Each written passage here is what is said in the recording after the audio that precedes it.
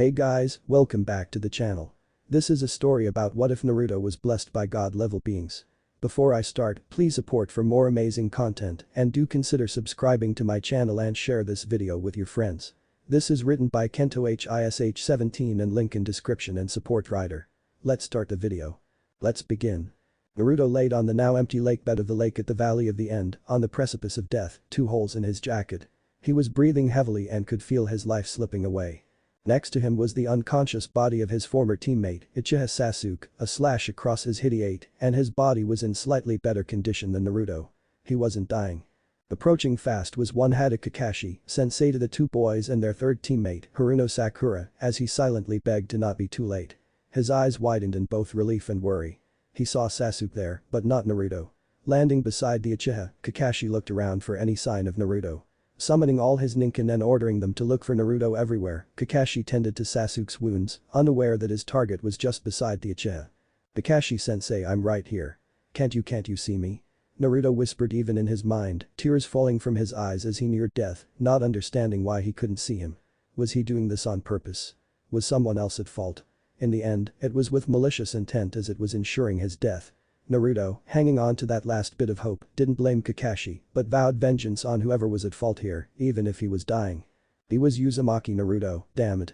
He made the impossible his bitch. With his summons returning with solemn expression, Kakashi knew all he needed and hung his head in sorrow, letting the rain hide his tears. Dismissing them and picking up Sasuke, Kakashi gave one last prayer. "Naruto, I'm sorry. I wasn't there for you. I wasn't strong enough to protect you from the villagers' hatred. I wasn't a good teacher. And now I wasn't here to save you. I'm sorry."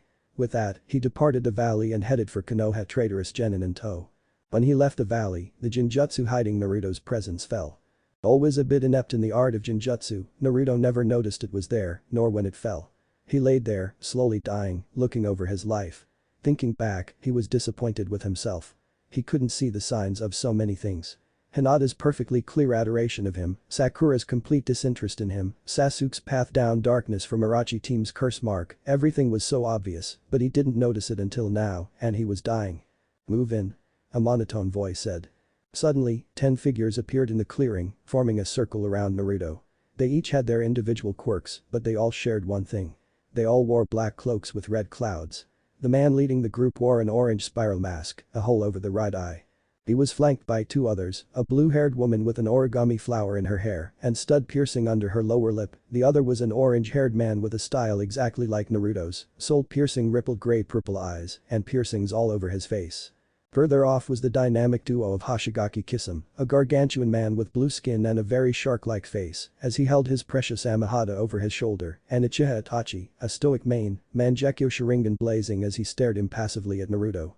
Next was the zombie duo, Kakuzu of Takigakure and the Kenjutsu, Jongu, and Haiden of Yugakure, emissary of the occult Jashin. Next was the artist duo, Akasuna no Sasori, in his Haruko human puppet, and the effeminate Deidara of the Iwagakure bomb division. Lastly was the oddity in Akatsuki, and that saying something was Zetsu, the plant man, his body half black, half white, as he stared at Naruto. "Now is the final step towards my dream, a perfect world. No hate, no war, no anger, just peace. The Kyuubi is ours," the frontmost man uttered in his deep ominous voice. "Not one step further," a melodious, yet threatening to the group, voice uttered. Looking skyward, Akatsuki saw the heavenly figures of 3 women as they descended from the sky. Tobi eyed them with mirth. "Kill them," he ordered of Kisame and Itachi. Nodding at his order, the duo jumped, intent on finishing the fight quickly, only for their very existence to disappear as dust in the wind. Tobi's lone eye widened, only to narrow. "Deidara, Sasori," he said simply. Both artists nodded, understanding their order, and already prepared their strongest attacks, Sasori jumping from his shell and brandishing his puppet body, summoning his army of 1,000 puppets, Deidara's hand mouths, creating the clay clone for his C4 technique. Again, they were discarded as dust in the wind. Tobi growled at how these women were thinning his numbers. "Haiden. Kakuzu," he barked, knowing at least Haiden wouldn't die. His false god would keep him from dying. After this was all done, he would be the only god that mattered. "Bring it, you bitches. Jashin-sama will relish your blood." Haiden barked as he swung his triple scythe haphazardly, a style kind of there. Kakuzu merely rolled his eyes and summoned all 4 of his thread creatures and fired a Suiton technique to join their other elemental projectiles. The second woman, in black, grabbed Haydn by his head, the scythe doing nothing against her flawless skin, and tore his soul from his body and crushed it in her hand, ending his existence as his body fell lifelessly to the ground. Toby's eye widened again. Impossible. No one can kill Haydn. Not even me. He exclaimed in his mind. The third woman, in green, merely held her hand up, and the deadly wave of elements veered from their course and drained into her hand, leaving nothing behind. Pointing on finger at Kakuzu, the beams of elements returned, splitting into 5 beams, each piercing all his hearts, killing him as well. The first woman, the one in white, descended on Zetsu and swiped her hand across his chest, bisecting him and causing his remains to turn into a tree, the black half screaming as it was vaporized. Toby looked around as he was now left with 2 subordinates. Merely glaring at them over his shoulder, they nodded at his silent order, Pain readying his Shibaku Tensei, as Konan formed her telltale paper wings, whipping up a tornado of the scraps. Again, they were silenced with a wave of the first woman's hand, Pain, all 6 of his paths, including the original Nagato, and Konan all dying as dust. No. No, I am a god. I will not die here. Toby raved madly as he charged at the woman, foregoing his mask, showing his true identity as Obito Uchiha, former friend and teammate of Kakashi, thought to be dead on the mission. Kakashi received his special eye. And yet the second woman said, suddenly appearing in his path, grabbing his face. You will. She finished, ripping out his tainted soul and crushing him, ending the existence of Akatsuki. They turned around to their true goal. Uzumaki Naruto. Weakly looking up, he saw the bright light of his end and gave himself to death, only to feel the warm touch of a slender hand cup his cheek. Naruto-kun. Wake up. It's not your time yet. A soothing, melodious voice cooed in his ear. Suddenly feeling the energy to move, Naruto slowly sat up, realizing he felt no fatigue from his wounds. Slowly standing up, Naruto looked around, finding he was surrounded by 3 beautiful women in an empty white room. The one that had her hand on his cheek was in pure white. Even her long hair was white. This woman seemed to have some odd obsession with the tint, as even her eyeliner, lipstick, nails, and eyelashes were all white. Her eyes were a heavenly honey gold as she smiled at Naruto, rather motherly. She wore long flowing robes that showed her ample cleavage that reminded Naruto of Bachan, not that he stared or anything. Her sleeves dangled from right under her shoulders, showing her unblemished skin. Next to her was a woman in stark contrast to her choice of dress. She wore pure black, and her skin was lavender, reminding him of a Hyuga's eyes. Her hair was white, oddly enough, but it was more of a deathly white, in a style like an exaggerated form of Iro Sennin's, and just above her forehead peeked out 2 red horns. Her eyes were a pair of black abysses, orange rings for her eyes as she eyed Naruto with mirth, and was that lust? The third woman had tanned skin, and the same condition of dress, in forest green, but it was torn, showing her midriff and legs that went on for days. She was barefoot and her hair was brown and curled near the tips, giving her a flirtatious look, her bright green eyes staring at Naruto with a combination of the prior woman's stares. Is this heaven? It's not so bad, though I envision more ramen. Hot women are a nice alternative, though. Naruto commented, more to himself, but the empty whiteness they were in made his voice echo, the women clearly hearing him and blushing lightly. You're not dead or dying, Naruto-kun. You are much too important to us for you to die. The lavender-skinned woman commented, capturing him in a hug. Though, due to the difference in height, his face was shoved into the valley of heaven, I mean her breasts. Shiny-chan. If you keep hugging him like that, he will die from suffocation. The first woman deadpanned. The one suffocating Naruto with affection and her chest, sweat dropped and giggled nervously, releasing the boy from her bosomy prison, laughing as he gasped for air. Sorry Kami-chan. Just got caught up in the moment. Besides, look at him. He's an adorable little gaki. She commented as she seized Naruto's cheeks and pinched them like a visiting aunt. Ow ow ow. Naruto yelped, waving his arms in the air, frantic for help from the woman assaulting his sensitive cheeks. Realizing she was hurting him, the woman lessened her grip. And those whisker marks make him look like a fox kid. She commented, rubbing her cheek against his. Deep from Naruto's throat, a low rumble sounded, and he purred. All was silent as the group of 4 just processed what just happened in their heads. Suddenly, the 4 women tackled the boy, screaming out kawaii. And rubbing his cheeks and head, eliciting more purrs from him, like a lazy cat. When they finally stopped, Naruto found himself on his back, with a rather nice weight on his waist. Looking up, he blushed horribly as he realized the third woman was straddling his waist, her face red as she panted slightly, grinding her hips against him. He fought a groan that wanted to erupt from his mouth and managed to squirm away from under her. Now is not the time for that. Kami commented, lifting the woman up by her robes, ignoring Naruto's indignant squawks about being molested. She was completely serious now. Naruto-kun, do you know who we are? She asked. Naruto shook his head, still trying to wrap his brain around the first thing that was said. He just took a fist of lightning to his heart and he wasn't going to die. What the hell is going on? We are the three goddesses that watch over your world. I am Kami, goddess of heaven, life and light. The first said. I am Shinigami, goddess of hell, death and darkness. The lavender beauty added. And I am Tozi, goddess of nature. The final said. And we have been watching you, Uzumaki Namikaze Naruto. They said together. Naruto was silent as his brain tried to reboot itself after this influx of input, process what the fuck just happened. These were the three goddesses that watched over the elemental nations and they were watching him. The Kyuubi brat. Why me? He asked quietly, but the women heard. You have massive potential and we aim to see it brought to fruition. You are the key to true peace for this world. Something went wrong in this world's history and it is now diseased, stricken with hatred. Naruto-kun, we are going to give you several special gifts, then send you back in time so you can redo your life and bring the world down the correct path. You have many things ahead of you, Naruto-kun, and we aim to help you. Kami explained as she approached Naruto. Whoa, what gifts? Naruto asked, only for further questions to be silenced as Kami seized his lips with her own, thrusting her tongue into his mouth, engaging his own in a sensual war as Naruto felt his body change. Kami stepped back, a flirtatious smirk on her face at Naruto's reddened face, only for Shinigami to jump in and repeat the process, only adding in a little more. She raised her right leg a little bit, straddling it around Naruto's, as she grabbed his hand and brought it to her breast, moaning into the kiss as she grinded her hips against him, causing him to groan in return, again feeling a change build within him. Shinigami stepped back, thoroughly satisfied for now, as she eyed the boy with open lust, especially the tent in his pants. After he was thoroughly molested, Naruto looked at the two women incredulously, only to be tackled by the final woman, Tozi. She seemed to continue what she started before, seizing his lips and grinding her hips against his manhood through his pants. Before anything could be accomplished, the final change was built inside Naruto, and Tozi was pulled away, the three of them watching him be engulfed in a bright light. The light faded, and a new Naruto was born. Standing from the epicenter of the light, Naruto stood tall, taller than he was before. Now he was 5'10", his body toned and built to perfection, but not to the extent of a bodybuilder. His clothes were a bit tight for his new body, his pants now downgraded to shorts, and his jacket was forced open, the mesh undershirt stretching to accommodate him just fine. He smirked as he opened his eyes and showed his new Dijutsu. The new Dijutsu, Hakumigan, Twilight Eye, his sclera black, his eyes is forest green, and his pupils an ever-changing myriad of colors, like a rainbow, as in the very center was a white star, like a compass rose. You now have power of light and can heal any injury of the mind, body and soul. Kami explained her contribution to Naruto's gifts. You have power over darkness and can injure the soul. Shinigami explained. You now have control over all the elements, including what you humans call sub-elements. You can talk to and understand animals and insects, and your senses are as great as any of them. Tozi added. Your eyes are the combination of the three Dijutsu, Sharingan, Byakugan and Rinnegan, and it is constantly evolving.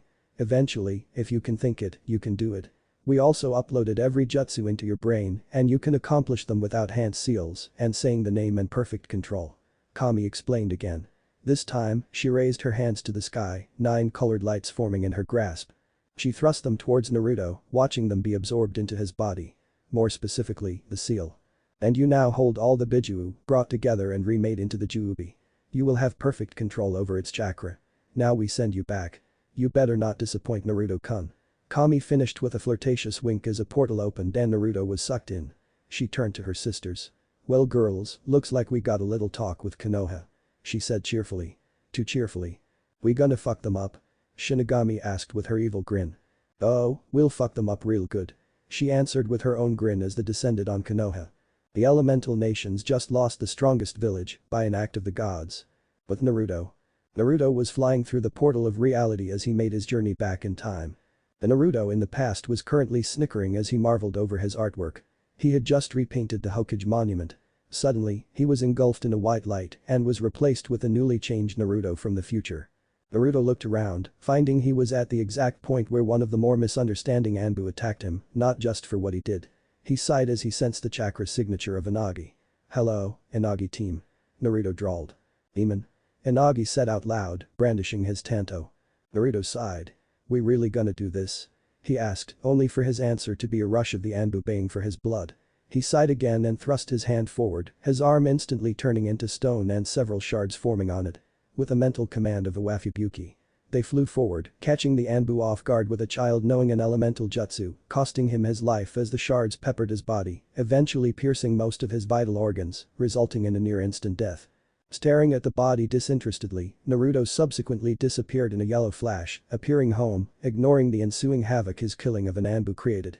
He sighed. He seemed to be doing that a lot lately. Looking around his little home, Naruto sighed at the dilapidated abode. I dealt with this for 12 years. He quietly questioned. Shaking his head, he grabbed one of the small clay figures he procured from a trash can and used chakra to mold it, using his new explosion release to make the clay from his old life useful. Breaking it apart into smaller bits, Naruto successfully formed 4 clay spiders and sent them to the 4 corners of his apartment as he left, walking towards the Hokage Tower. If everything went as planned, they would be put to use. Upon entering the tower, Naruto ignored the secretary's attempts to stop him, claiming the Hokage was busy and eventual threats of bringing in the Anbu. Opening and closing the doors silently, Naruto walked into the office, frowning at his grandfather figure. "Jai-san, we need to talk," Naruto said plainly. "Naruto-kun. Is everything okay? You seem subdued," Hiruzen commented. Indeed, Naruto seemed as if he had a great weight on his shoulders. His eyes lacked that normal vibrancy he knew to expect of Naruto. "Look, I'm going to cut to the chase. I know about my inheritance," Naruto responded. Indeed, alongside the Jutsu Kami, Shinigami, and Tozi gifted him with, they also provided him with information they felt pertinent to his life, such as his parents, the truth of the night of his birth, and the 2 main figures at fault for the previous timeline state of affairs. Uchiha Obito and Black Zetsu. They explained that Zetsu was the manifested will of the Rikyu Sennin's mother, Otsutsuki Kagaya, and he manipulated the entirety of shinobi history in a convoluted plan to revive Kagaya, masquerading himself as an ally and pawn of Obito, who planned to enact the Tsuki no Mi to bring the world under one giant ninjutsu to erase pain and hatred and war. Of course, that was some heavy shit, so Sarutobi didn't need to know that. Oh, also, Jai-san's alive. It took all of Naruto's willpower to not break down when he saw the final definitive proof that this was the past. The Sandaime was alive and well. Hiruzen's eyes turned hard and he dismissed his Anbu and put up a privacy technique. "Explain," he demanded. This was not Naruto's Jai-san, this was the shinobi no kami, the Purifessa, the Sandaime Sarutobi Hiruzen. "Would you believe me if I said the Kyuubi told me?" Naruto offered with a raised brow and flat tone. To be honest, that was not even half true, more like a third true.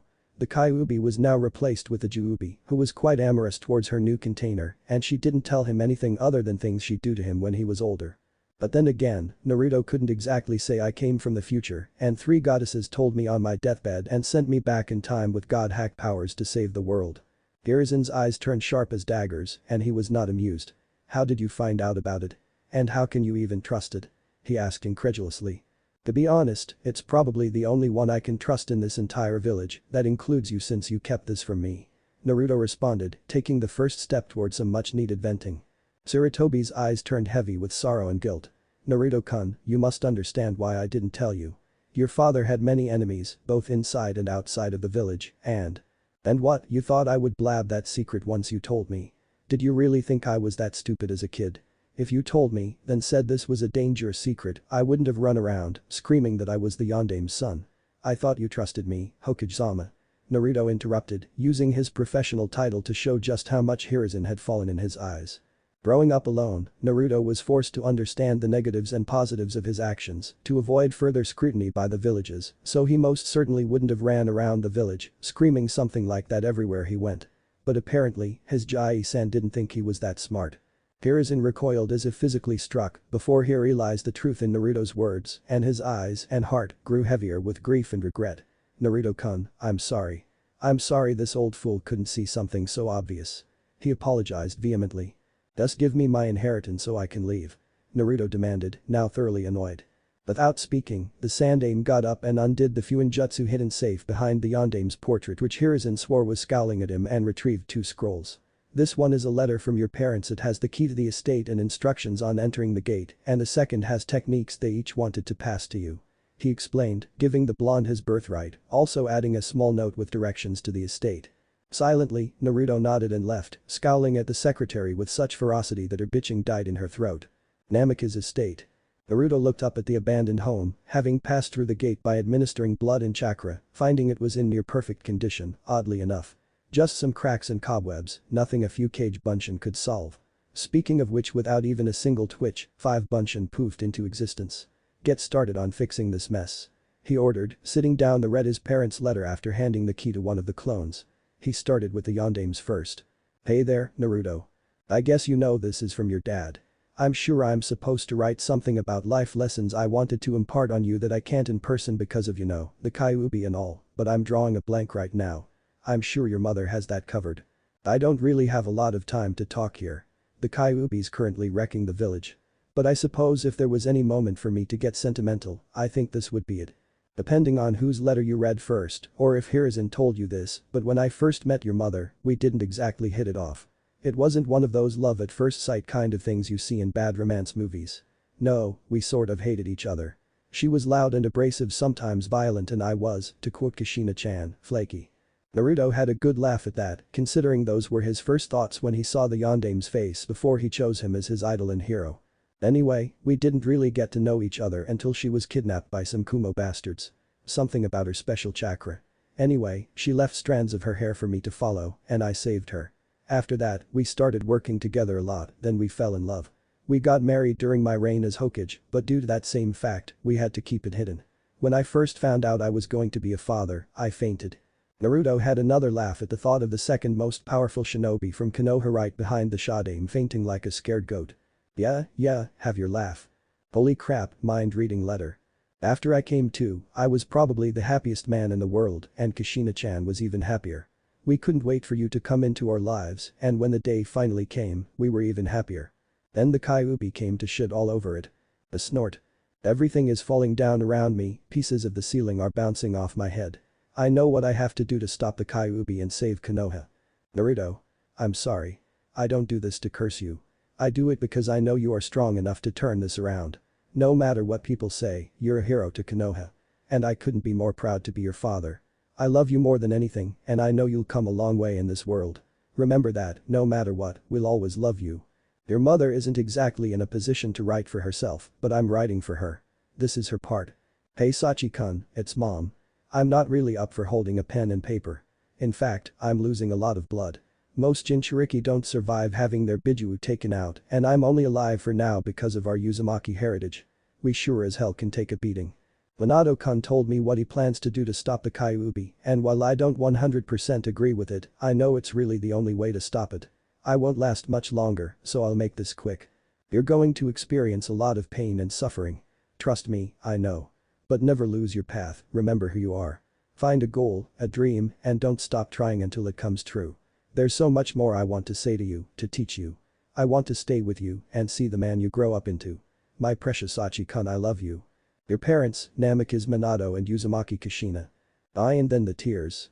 Naruto signaled as, indeed, he had tears falling from his eyes. This letter was the answer to the biggest question he had since he could remember. Did his parents love him? And the answer was yes. Incredibly so. When Mizuki told him he held the Kyuubi, or was it, but we're splitting hairs here, he felt a bit of resentment towards the Yondaime. Why did he do this? Was it to curse him? Was he really the only choice that night? Now he knew. His father had faith in him to be the hero of Konoha, to hold the beast on incalculable power back with his willpower alone. It wasn't a curse, despite the Kyuubi's less than friendly nature. And Naruto knew even if there were other children born that night, that his father couldn't ask of those parents something he wouldn't be willing to do himself. Naruto belonged to a family of heroes. Sighing with a truly content smile, Naruto refolded the letter and tucked it away into one of his pockets. He didn't look at the jutsu they left because, obviously, he already knew them. In fact, he knew every jutsu that was, is, and maybe will be. And he had them mastered to perfection, as well as the Juubi's chakra, ignoring the purring at the mere mention of her, so what was there to do? Well, now that he thought about it, their gifts seemed to specify actual techniques, like ninjutsu and jinjutsu, and while he knew taijutsu and bukijutsu techniques, he didn't actually have a style that fit himself. So he would need to rectify that. Oh, and he should work on the Rasengan. Hiro-Sennin mentioned that the Yondaime, it was still a bit too soon to call him Tusen, already never took the technique to the next step, which was incorporating elemental manipulation, because of his untimely death. So Naruto could work on that. And then he had to familiarize himself with the powers of his new taijutsu, and there was still that business about it being able to evolve, however that would work. Oh, wait. Naruto just realized, before putting his hand up in a one-handed Taurus seal. Katsu. His apartment went up in flames, the blonde putting the spiders to use.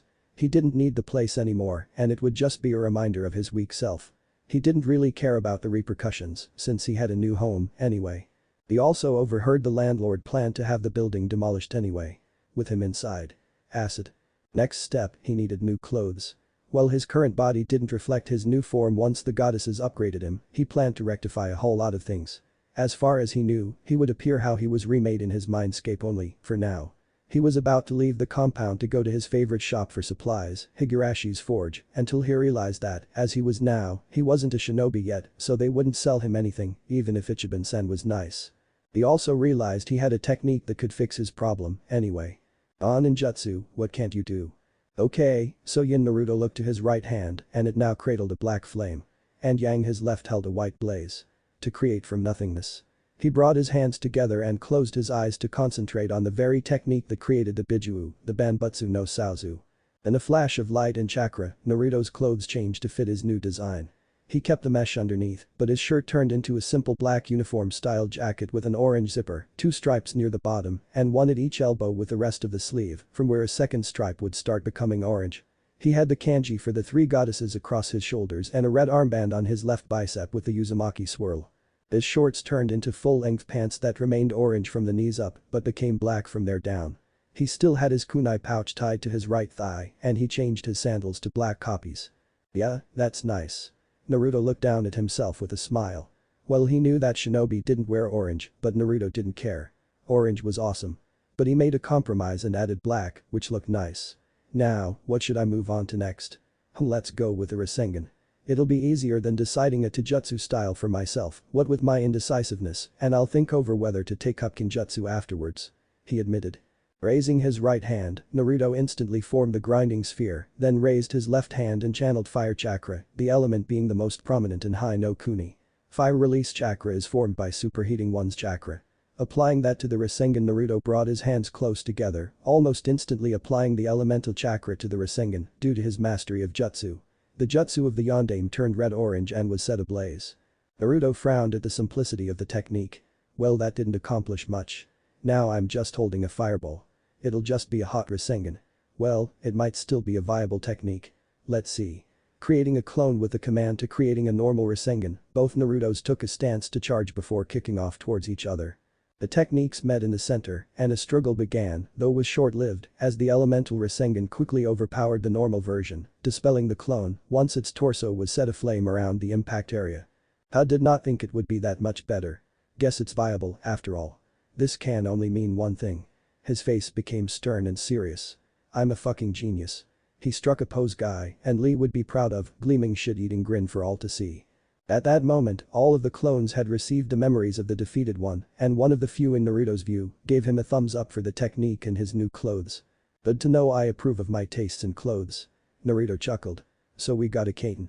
Rasengan, I guess I should try the other elements, and maybe I dunno, stronger versions.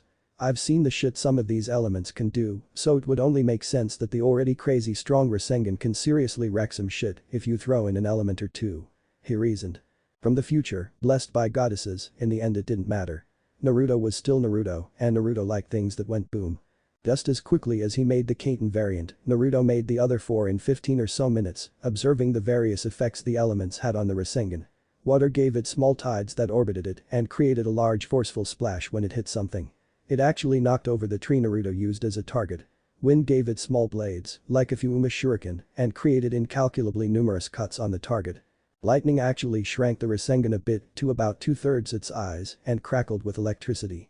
Attacking with it actually pierces the target, as some trees around the blonde could attest to. Finally, earth release was a bit difficult due to its nature as solid, slow, and generally unmoving, but Naruto managed to make it work. It actually turned the Rasengan into a little morning star, with rock shards creating spikes that orbited the sphere. Using this technique and allowed him to tap into his inner brood and just smash. And then it exploded with rock shards. Ow. Pleased with his progress and seeing it was only around 2 PM, Naruto moved on with his to-do list, leaving the super versions of the elemental Rasengan later in exchange for more overall progress. The next thing he mentioned was actually, "Hey, Juubi." He received a belligerent ahem and mentally sighed. Kashin-chan. Yes, Naruto was also surprised when the Juubi decided she wanted a name. Granted, he was surprised when it turned out to be a woman and appeared to him as a human, but when he saw her true form, he preferred talking to a human face than a whatever sort of animal that form could be categorized as. Or a tree. Anyway, the Juubi decided to combine Shinju the tree with a woman from which all chakra originated, Otsutsuki Kagaya. Thus, Kashin. She had also taken a shine to Naruto quite fast once she heard the goddess's plans to fix the elemental nations. A journey to peace. Kashin's human form was similar to Tsunade Bachan's in Ahem dimensions, but since she could change it at will, she decided to pull several characteristics from her pseudo-Jinchuriki and her legitimate one, the Rikido Sennin. Her hair was the most brilliant white that fell down in a curtain at her feet, and her skin was a shen, but Naruto didn't particularly find it unattractive or strange. She had Kagaya's third eye, the Rin Sharingan, and her normal eyes were the Sennin's Rinnegan, and she had a pair of horns sprouting from her forehead. Her eyebrows were rounded as a sign of nobility, and she wore crimson lipstick, which was a stark contrast to her skin. She dressed like Tsunade as well, wearing a silver kimono-style blouse with black trim and obi tied underneath her breasts, purposely accentuating them, possibly to tease Naruto, and the long sleeves that nearly covered her hands with black fingernails had black magatama around their cuffs. She actually wore black hakama with white magatama around the cuffs, and she went barefoot. "Ease, Naru-kun." The Juubi responded with a wide smile. She enjoyed talking to the blonde every time, since she was either stuck with the power-obsessed Kagaya or the always serious Rikido Sennin, Hagoromo. The blonde was a nice change of pace, and she had several plans for their future. What does having mastery over your chakra entail, anyway? Is it something like that cloak I got during my fight with Sasuke team? Naruto asked, curious over the matter, though frowning at the fresh memory. Something along those lines. Having mastery over my chakra is like having mastery of all the other Bijuu's chakra, so you have access to their abilities. As my Jinchuriki, you also have access to Rikido Senjutsu, a heightened state of Senjutsu that enables you immense power, access to the Gudadama, and levitation. She explained whilst lounging on a large rock in the field that now represented Naruto's new mindscape. Okay, you lost me at Senjutsu. I also don't know what the other Bijuu can do besides Shukaku. Naruto responded flatly. Kashin sighed but couldn't exactly blame the boy. Such massive amounts of information wouldn't come easy, especially given his normal thought process, but it was slowly but surely being fixed with every second, as was evident by his application of elemental chakra theory. Of course, having never encountered Senjutsu in his previous timeline, he wouldn't know about it and thus couldn't completely comprehend that area of his new knowledge. Senjutsu is the art of sensing and taking in natural energy, the aura of the world, and balancing it with your physical and spiritual energy to reach new heights of strength. Normally, learning and using Senjutsu has a certain risk, as those who can't balance their energies are turned into statues for all eternity. However, as my Jinchuriki, it comes to you naturally, so you are safe. Also, usually the second you became my Jinchuriki you would have permanently entered Rikido Senjutsu, but Kami-sama made it where you can enter and exit it willingly. You just need to open your senses to nature and it will happen automatically. To exit, just close yourself off from nature. I recommend trying it now to familiarize yourself with it. She advised. Okay. Naruto responded, unsure but willing to try anyway. He sat in the middle of the field and closed his eyes, wondering how exactly he would go about opening his senses to nature, but decided it might need him to quiet his thoughts, as was usual of most meditation. He slowed his breathing and just thought about nature. As time passed, he experienced a sort of out-of-body experience as he observed himself with his mind's eye sitting in blackness. Slowly, some sort of green energy came from the edges of his side and converged on his body. He felt the energy invade his body, but it was a pleasant experience, filling him with warmth as it finally reached the center of his chakra circulatory system and joined the spiritual and physical energies in a triumvirate. The second it did, he felt his body explode with power and change. The black in his clothing turned white and the orange a pale red as magatama of the same hue formed around the collar of his jacket and the Rinnegan pattern formed on the back, above 9 Tomo in a 3x3 pattern. His clothing flickering as if it were made of flames. Finally, horns actually grew from his forehead and his skin paled slightly. He slowly opened his eyes and looked down at himself. Whoa, this feels amazing. I feel like I'm a part of something bigger than myself. He commented calmly before trying to get up. He ended up floating above the ground once his legs straightened out. Oh. There's that levitation you mentioned. Cool. Anything else I should know? Naruto asked coolly, taking everything in stride. Well, you can create chakra arms since you are covered in chakra and have access to the Gudadama. She offered simply, enjoying the sun shining down on her, lazing out on the rock by now. Merely humming inquisitively, Naruto reached his arm out towards a tree and concentrated on the chakra covering it before willing it to form. Quickly enough, the chakra on his arm came to life and extended into a long clawed arm that stretched all the way to touch the tree, which was a considerable distance, considering Naruto was still in the middle of the field. Smiling softly at the capabilities of this ability, Naruto retracted it but kept it out for something he wanted to try. With the base of it having moved to his back, Naruto willed a certain amount and type of chakra through it and smiled when the Kaiten Rasengan formed in its grasp. Dispelling it and the arm, Naruto looked over his shoulder at the black orbs behind him, one of them moving around to be in front of him for ease of viewing. I can control these with my thoughts. That's pretty neat. What do they do and what exactly are they? He asked. They utilize the power of Shinra Banshu and shape manipulation to achieve well, almost anything. They work like Jinten in that they can, upon your desire, nullify all ninjutsu. They can form weapons, shields, chakra receivers, arms, and can heal you. They use all 5 natures and yin-yang release. As Kashin explained them, the orbs all turned into stuff like swords, lances, shields, platforms, rods, and arms seemingly made of double helices. Wow, that's a bit scary. I'll save that type of thing for rare occasions. Naruto decided before touching down in the field and attempting to cut off his connection to nature. Problems arose when it proved difficult. The natural energy proved could energy be called clingy? If so, then the natural energy proved so, as it felt like it didn't want to leave him. But of course, Naruto couldn't exactly walk around in all white, covered in flaming chakra and sporting a pair of horns, now could he? Thankfully, he succeeded and lost his new features. Okay, that was weird. I felt all mellow and shit. Is this what Senjutsu does? Naruto asked his new tenant, not caring that he appeared to be talking to himself, while also thankful that, thanks to his new jutsu knowledge, which included Fuinjutsu, he found several seals around the perimeter that created a sort of distortion dome around the complex. To anyone on the outside, Naruto actually wouldn't even be there. It came in handy to revert all attempts at spying on the boy pointless, and it could hide anything, barring something like an explosion bigger than the dome or a biju. After a quick giggle at his description, Kashin responded. Sort of. When you take in natural energy, you are assimilating the very essence of the earth. Most of the time, nature is at peace and serene.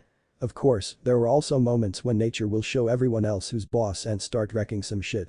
But most of the time, Senjutsu tends to calm the mind, Rikido Senjutsu especially, given its origin.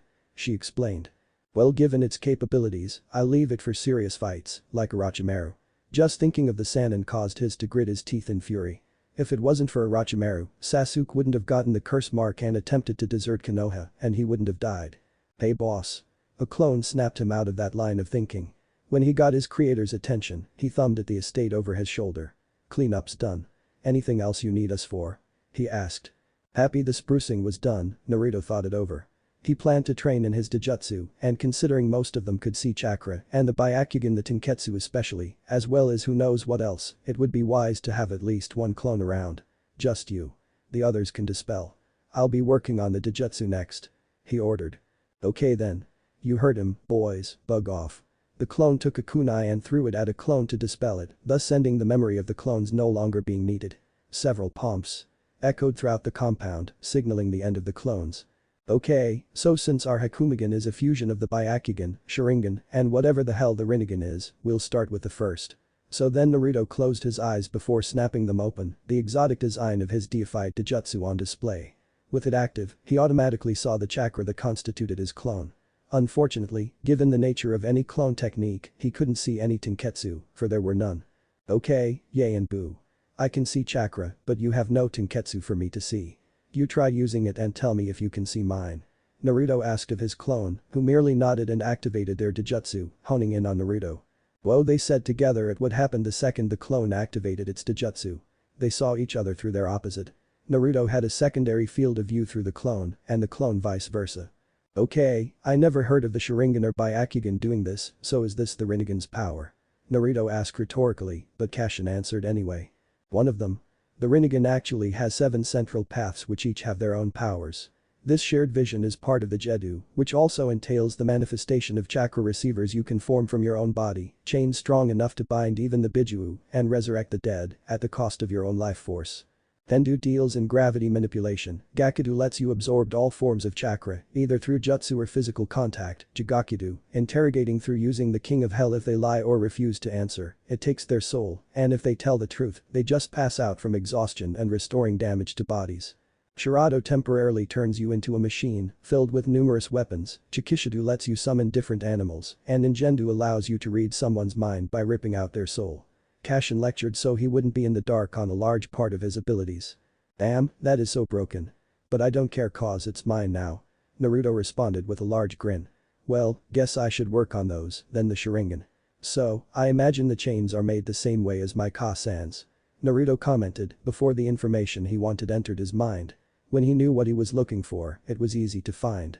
Channeling the chakras was needed through his Hakumagan, which added as a Rinnegan proxy, black chains extended from his sleeves. Content with that, while knowing he couldn't exactly test how much they could restrain without raising a few red flags in the village, he moved on to the chakra receivers. Channeling dense chakra to various spots on his arms, several black rods grew out of his skin. Oh ho okay, that feels weird. Naruto commented. Cutting off the flow and shaking his arms, Naruto accidentally sent them flying, dispelling his clone in the process, before twitching for a second.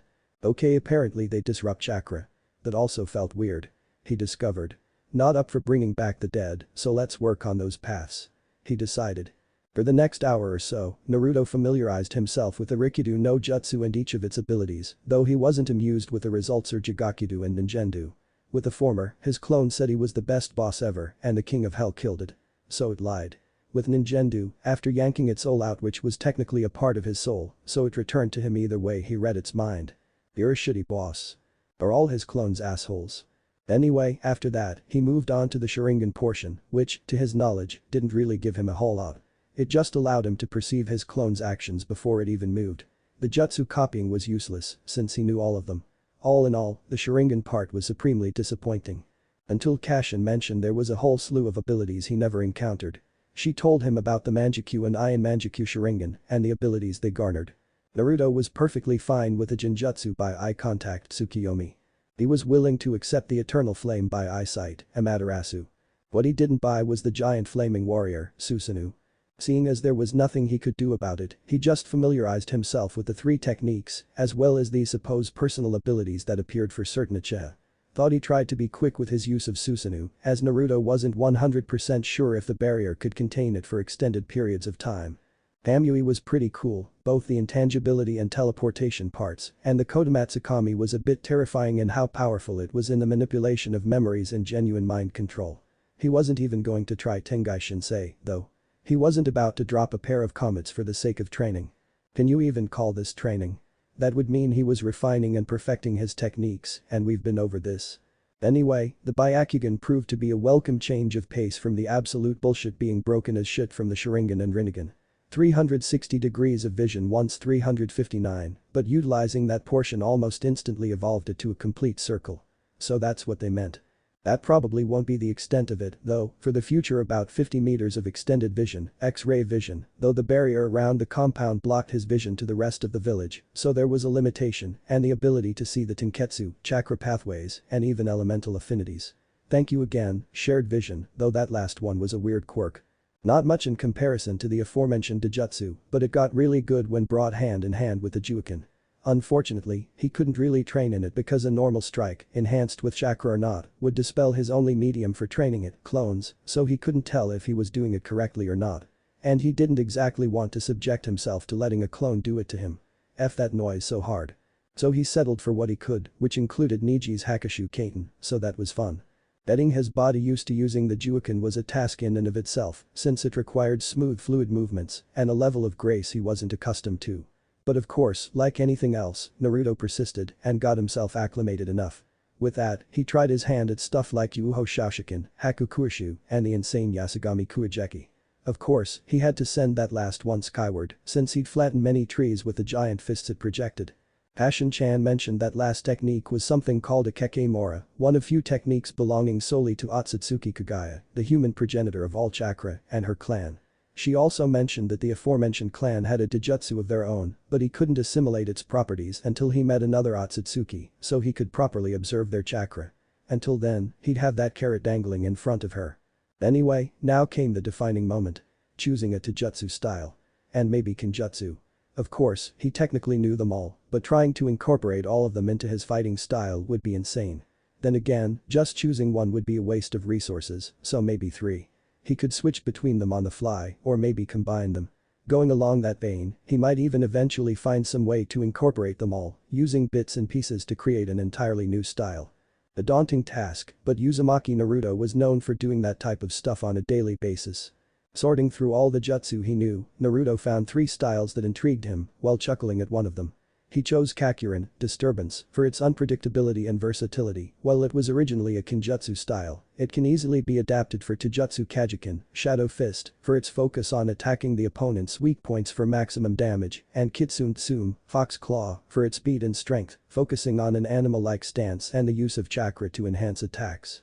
Naruto spent the rest of the day familiarizing himself with the katas for each style and working on switching between them mid-fight. By the time he felt okay with that progress, it was already night and Naruto felt today was full of progress, yet also mentally and emotionally draining. Thankful it was a Saturday actually, the Saturday before his graduation exam where Mizuki showed his true colors and that he would have tomorrow to continue his work. Naruto went inside and found the master bedroom, putting his parents' letter in one of the drawers for safekeeping, and just flopped onto the bed for the night. Naruto dreamt of the hell he would reign in the coming months, doing all he can to fix the vents from his past for the better. He would officially pass the exam, he would save Haku and Zabuza, he would protect his team from Orochimaru, he would save Jai-san, and he would stop Sasuke from deserting the village, Juin or no. After that, it was anyone's game. Uzumaki Naruto would raise some shit. Let's begin. It was 10 AM, Sunday today, so Naruto had another free day to train, and he planned to use it for physical exercises to get his body to the peak condition it was when the goddesses rejuvenated him. Thankfully, the backyard of the Namikaze estate was the perfect thing for that. It was large enough for sprinting and was surrounded by trees which he could use to build up his physical endurance with punches and kicks, using his enhanced healing factor to fix the damage. His already crazy healing ability from the Kyuubi was now even crazier thanks to Rikido Senjutsu, with this specific facet being passive and thus imbued to him even when outside it. With all that in mind, Naruto decided to use the training regimen he created back when Team 7 first started, consisting of a 6-mile run, 100 push-ups, sit-ups, pull-ups, and punches to the heavy bag that had Kakashi-sensei's face on it. Of course, the list also had ninjutsu training, but yeah. He'd also be substituting the heavy bag with trees and throwing in 100 kicks. That sounded a lot more painful than he initially thought. Oh well, too late now. With that in mind, he began with the run. The backyard of the estate, which would be better called its own training field, was about a third of a mile when he ran its entire perimeter, so he'd have to circumvent it 18 times for the 6 miles. Creating a clone where he stood to keep track of his progress, Naruto took off. 30 minutes later. That went a lot better than he expected. He barely built up a sweat. Thinking against doing it again, for now, Naruto moved on to the push-ups and planned to go through the whole list and see how it fared against his possibly enhanced stamina and modifying the list accordingly. 1 hour later. 100 push-ups, sit-ups, pull-ups, punches, and kicks, those last 2 being a bit painful, but subsiding halfway through, amounted to not much against his stamina. So, from there he would double it and see where it got him. About another hour and a half later, it got him to start sweating, which was a good sign, but not good enough. Slightly cursing his new monster stamina, Naruto went for a third go and came to regret it afterwards, yet appreciated it at the same time. Is this what it's like to be exhausted? If so, it kinda sucks, but this is good. This is my limit, so it's a benchmark to start from for these exercises. 18 miles, resulting in 54 trips around the field and 300, all of that managed to naturally exhaust someone like me. Though, I guess my fight with Gaara exhausted me, too. Oh well. So, what should I do now? I could make new jutsu or get to know more of the ones I have. Actually, I feel like having some ramen. I haven't seen Ni-chan and Tsuchihaji-san in a while. Technically. Time travel is weird. Deciding on that, Naruto got to his feet and hobbled his way through his house, losing the limp halfway through as his aches and pains were healed away, and locked the door and gate behind him as he ventured into the village. Unfortunately, the first thing he ran into was the Sandame's less than pleased face, which scared the fuck out of the poor boy, causing him to stumbling back, falling on his ass. "JG's, Jai-san. You scared me. Don't do that," Naruto said as he slowly got back to his feet. Naruto Hiruzen started, causing Naruto to worry at the lack of the affectionate suffix. "Care to explain to me why, soon after I gave you your new home, your apartment exploded?" Sarutobi asked, radiating weak killing intent that, even though it wasn't directed at the boy, still scared Naruto. Naruto paled. "Shit. I didn't think that through. I just wanted to erase the center of all my bad memories. In hindsight, it was exceedingly stupid and dangerous. What do I say, what do I say? I may be played off as not knowing. What? I didn't know about that. I plan to keep that place as a storage unit. Was I really close to dying, Jai-san? Is anyone else hurt? The quiver in his voice was partially genuine, as he didn't intend for anyone to get hurt or die from his moment of spite. Sarutobi laid off on the killing intent and his eyes softened. It appeared Naruto's response absolved him of any possible blame. It might have been dumb to suspect an academy student to blow up his own home, but he had to take every situation into account, even the absurd ones. No, Naruto-kun, no one was hurt. Of which I'm sure we're both glad for. Do you know anyone who might go this far? Anyone who might be able to get inside your house? He questioned. Naruto's face turned somber and Hiruzen nearly regretted the question. Well, considering how about 99% of the people in the village hate me, it's safe to say a lot of people. And technically, anyone could get in my house since I don't bother to lock it. I don't have anything valuable, so they can't really hurt me sentimentally. He responded.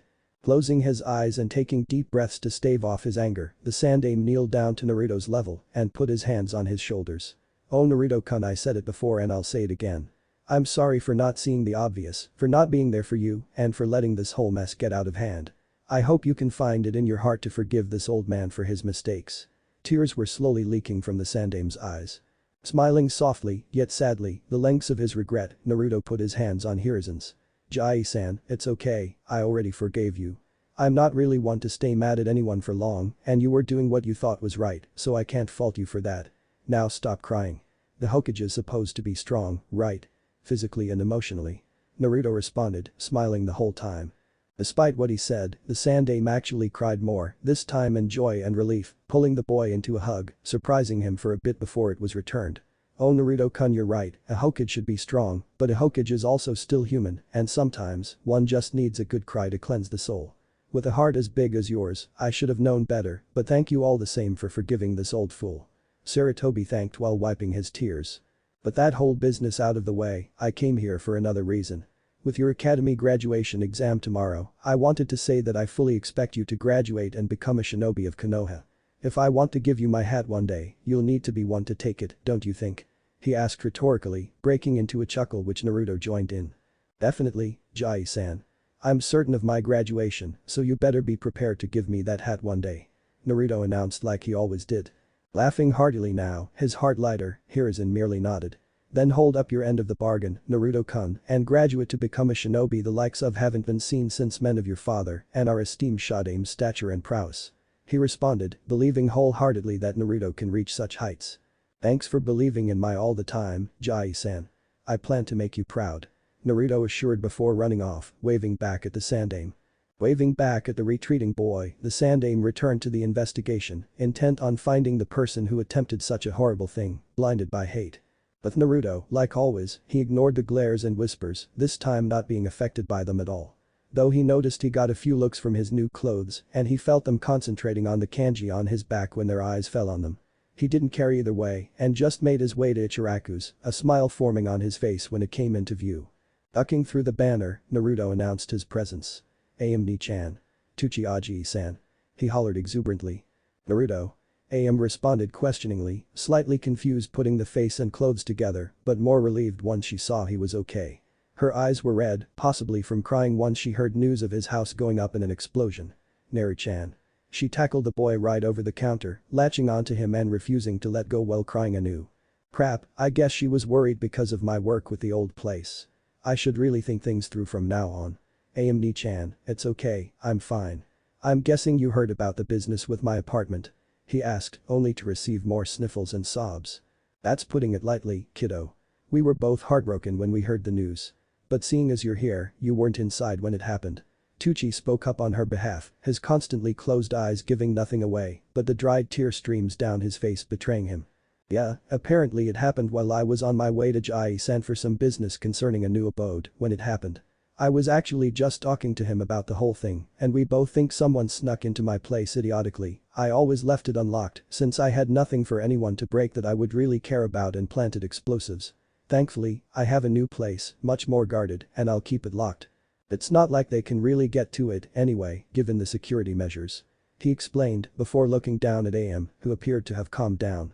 You good, Ni-chan? He asked softly. With a shaky nod, Am stood up with Naruto's help and retreated back behind the counter after giving him another hug. So you have a new home? How'd you manage that? she asked, attempting to steer the conversation away from that whole mess since it was no longer a factor. It was family business. I found some information pertaining to some living arrangements and I came to collect. That makes me sound like some mob boss, doesn't it? Naruto asked in the end, receiving a pair of nods and amused smirks before Tucci realized something. So you know? He asked grimly. Naruto blinked owlishly. You know? How? He asked, simultaneously confirming it for Tucci and wondering how since it probably wasn't common knowledge. He hoped. Kid, I've been serving ramen here for over 30 years and the only people who are able to eat me out of ingredients are you, Uzumaki Kushina and the yandere that one time when she just kept egging him on. He explained, smiling in amusement at remembering that day. Kushina basically dared Minato to a ramen eating contest. Of course, she won, but the yandere came to regret accepting, both financially and gastrointestinally. It must be an Uzumaki thing to put away that much ramen and not suffer the consequences.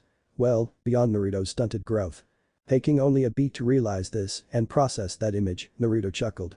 Well, I guess the cat's out of the bag. Yeah, I know about them and I went to the Hokage for my inheritance. I got a letter from them, the house, a ton of money and some jutsu for me to learn when I become a shinobi. I used the money to get these clothes, by the way. He mentioned. Yeah, I was going to ask about them. They look nice on you, Naru-chan. Less of an eyesore. AM teased. Surprisingly, instead of verbally lashing out, ranting on how orange is the greatest color ever, Naruto merely chuckled and rubbed his head. Yeah, I guess. Since I intended to be a shinobi, I decided to go for more appropriate colors, but the orange will never die. There it was besides, if I can paint the most noticeable landmark in more orange and not get caught until I essentially let them find me, less will only help me, right? He reasoned, to which they eventually nodded, seeing the merit. Now, with that out of the way, I'm a hankering for some ramen. He announced while finally sitting on his preferred stool. So, what'll it be, then? Tucci asked with a chuckle while returning to the stove. I plan to celebrate my definite graduation tomorrow, so 3 each of miso, pork, and vegetable ramen. Naruto answered, lightly shuddering at that last order. Oh ho, someone's confident. But vegetable. You never touch the stuff. What changed? AM asked. Well, since I've finally decided to hunker down on basically everything academics, training, and now my health I plan on fixing some flaws with myself, included my height deficiency. Yes, let's call it that. It hurt his pride less. You mean you being short? AM immediately shot that chance of saving face down. Yes. Naruto relented with waterfall tears. Coming right up. Tucci responded, getting to work. So what makes you so sure you'll graduate this time? AM asked since her services weren't required. I'm not exaggerating when I say I know everything I need to pass the exam. Naruto explained truthfully. Really, the only thing that kept him from graduating the first time was the Bunshin no Jutsu. He had passed everything else by the skin of his teeth and with his prowess now, he can perform the accursed technique that allowed Mizuki to take advantage of his emotional state and lead to a whole slew of shit. Well, if you say so. What changed, though? On Friday, you were freaking out, saying you were unprepared. AM asked. Curse you, human curiosity. I decided to get my business together and crammed as much as I could. I even asked Iruka-sensei for help. He responded smoothly. Oh, that was nice of him and smart of you. AM praised. With dedication like that, last minute or not, you'll definitely pass. She gave a thumbs up the likes of which guy would praise, complete with a ting. Is that like something I'm not getting? Cause I've only seen Guy and Lee do that. What does that mean for AM Ni-chan? Naruto gave her a suspicious look, though joking all the same. Thanks, AM Ni-chan. He responded. Naruto spent the next half hour just talking with AM and Tucci about mostly random topics, the blonde gorging himself, actually managing to stomach the vegetable ramen. He dared to say he even liked it. AM had to check if he was hallucinating. Or that the sky was falling.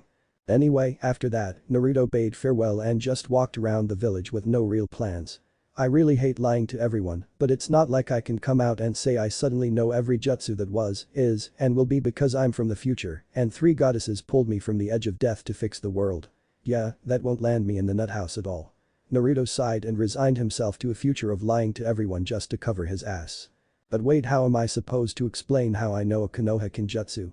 If I pass, Mizuki doesn't show up to trick me and I don't get the forbidden scroll, so I don't learn the Kage Bunshin. Oh Kami, does that mean I have to purposely fail? Naruto wanted to cry, he really did. There was literally no way for him to wait. Oh wait.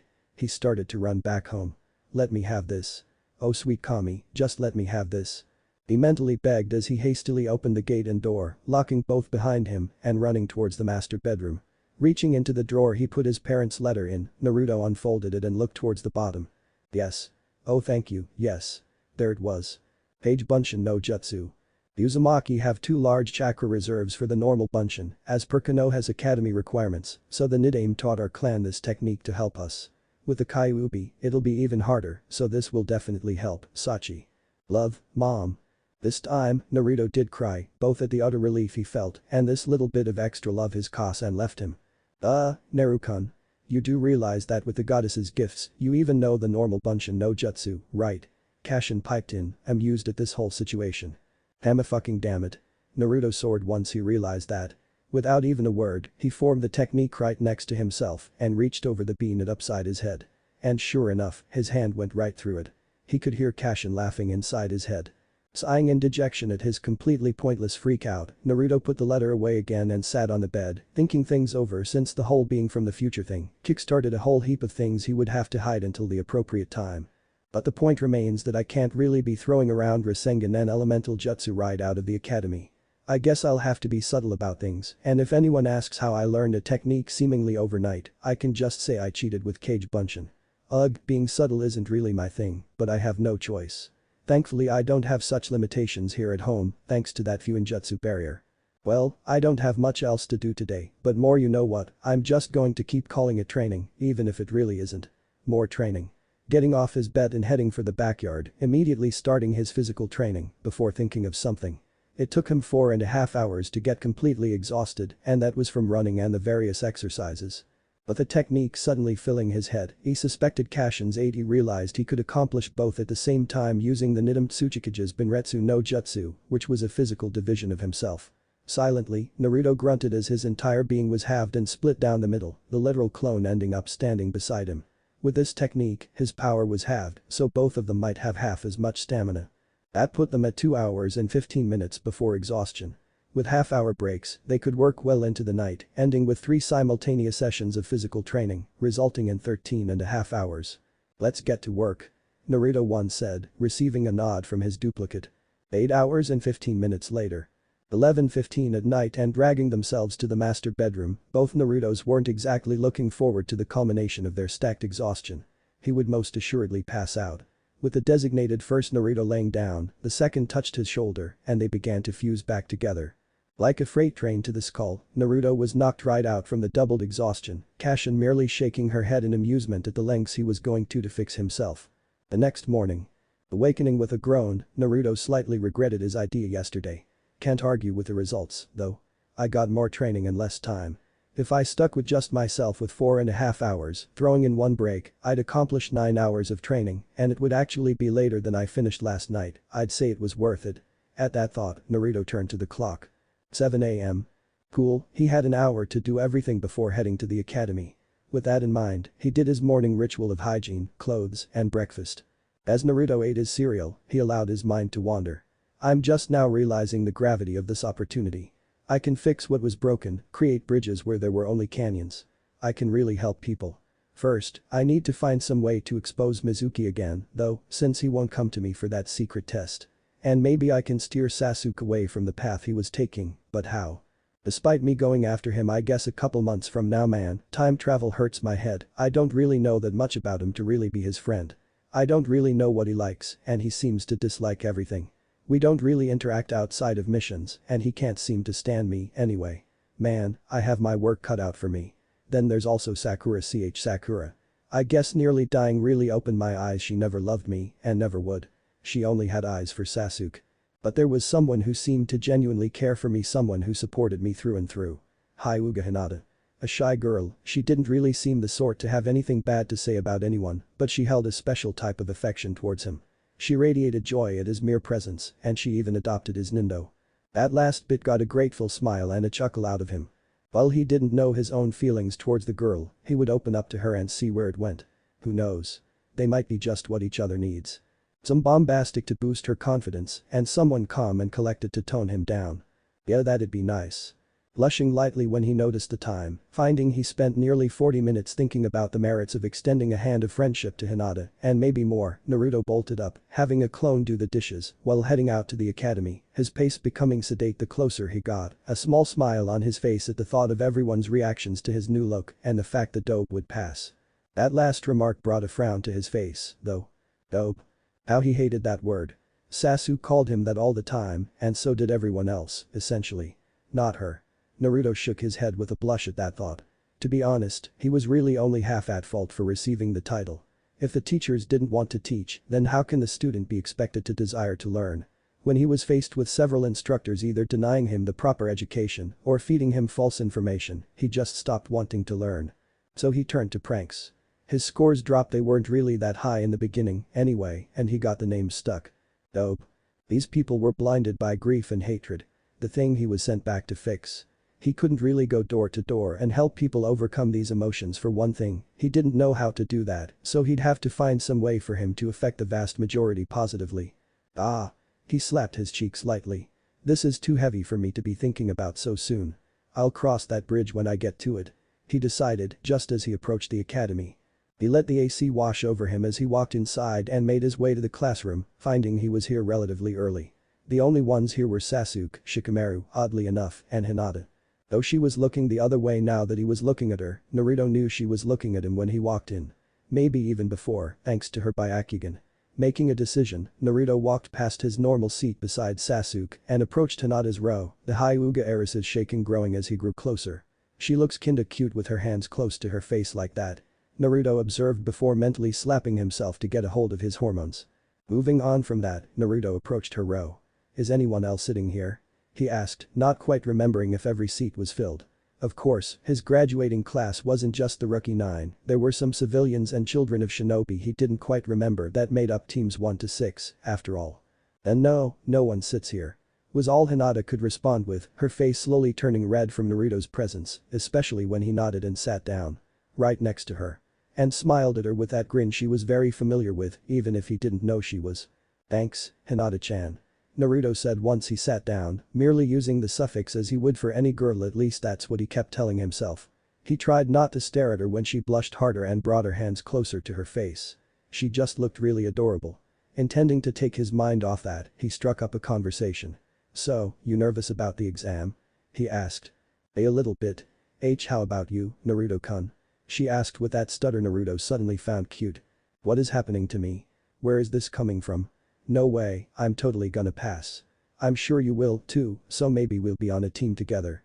Naruto praised, though mentally frowned since he already knew what was going to happen. He said it just to get her to smile. And what a smile it was. It was the kind of smile that made Naruto feel true warmth inside.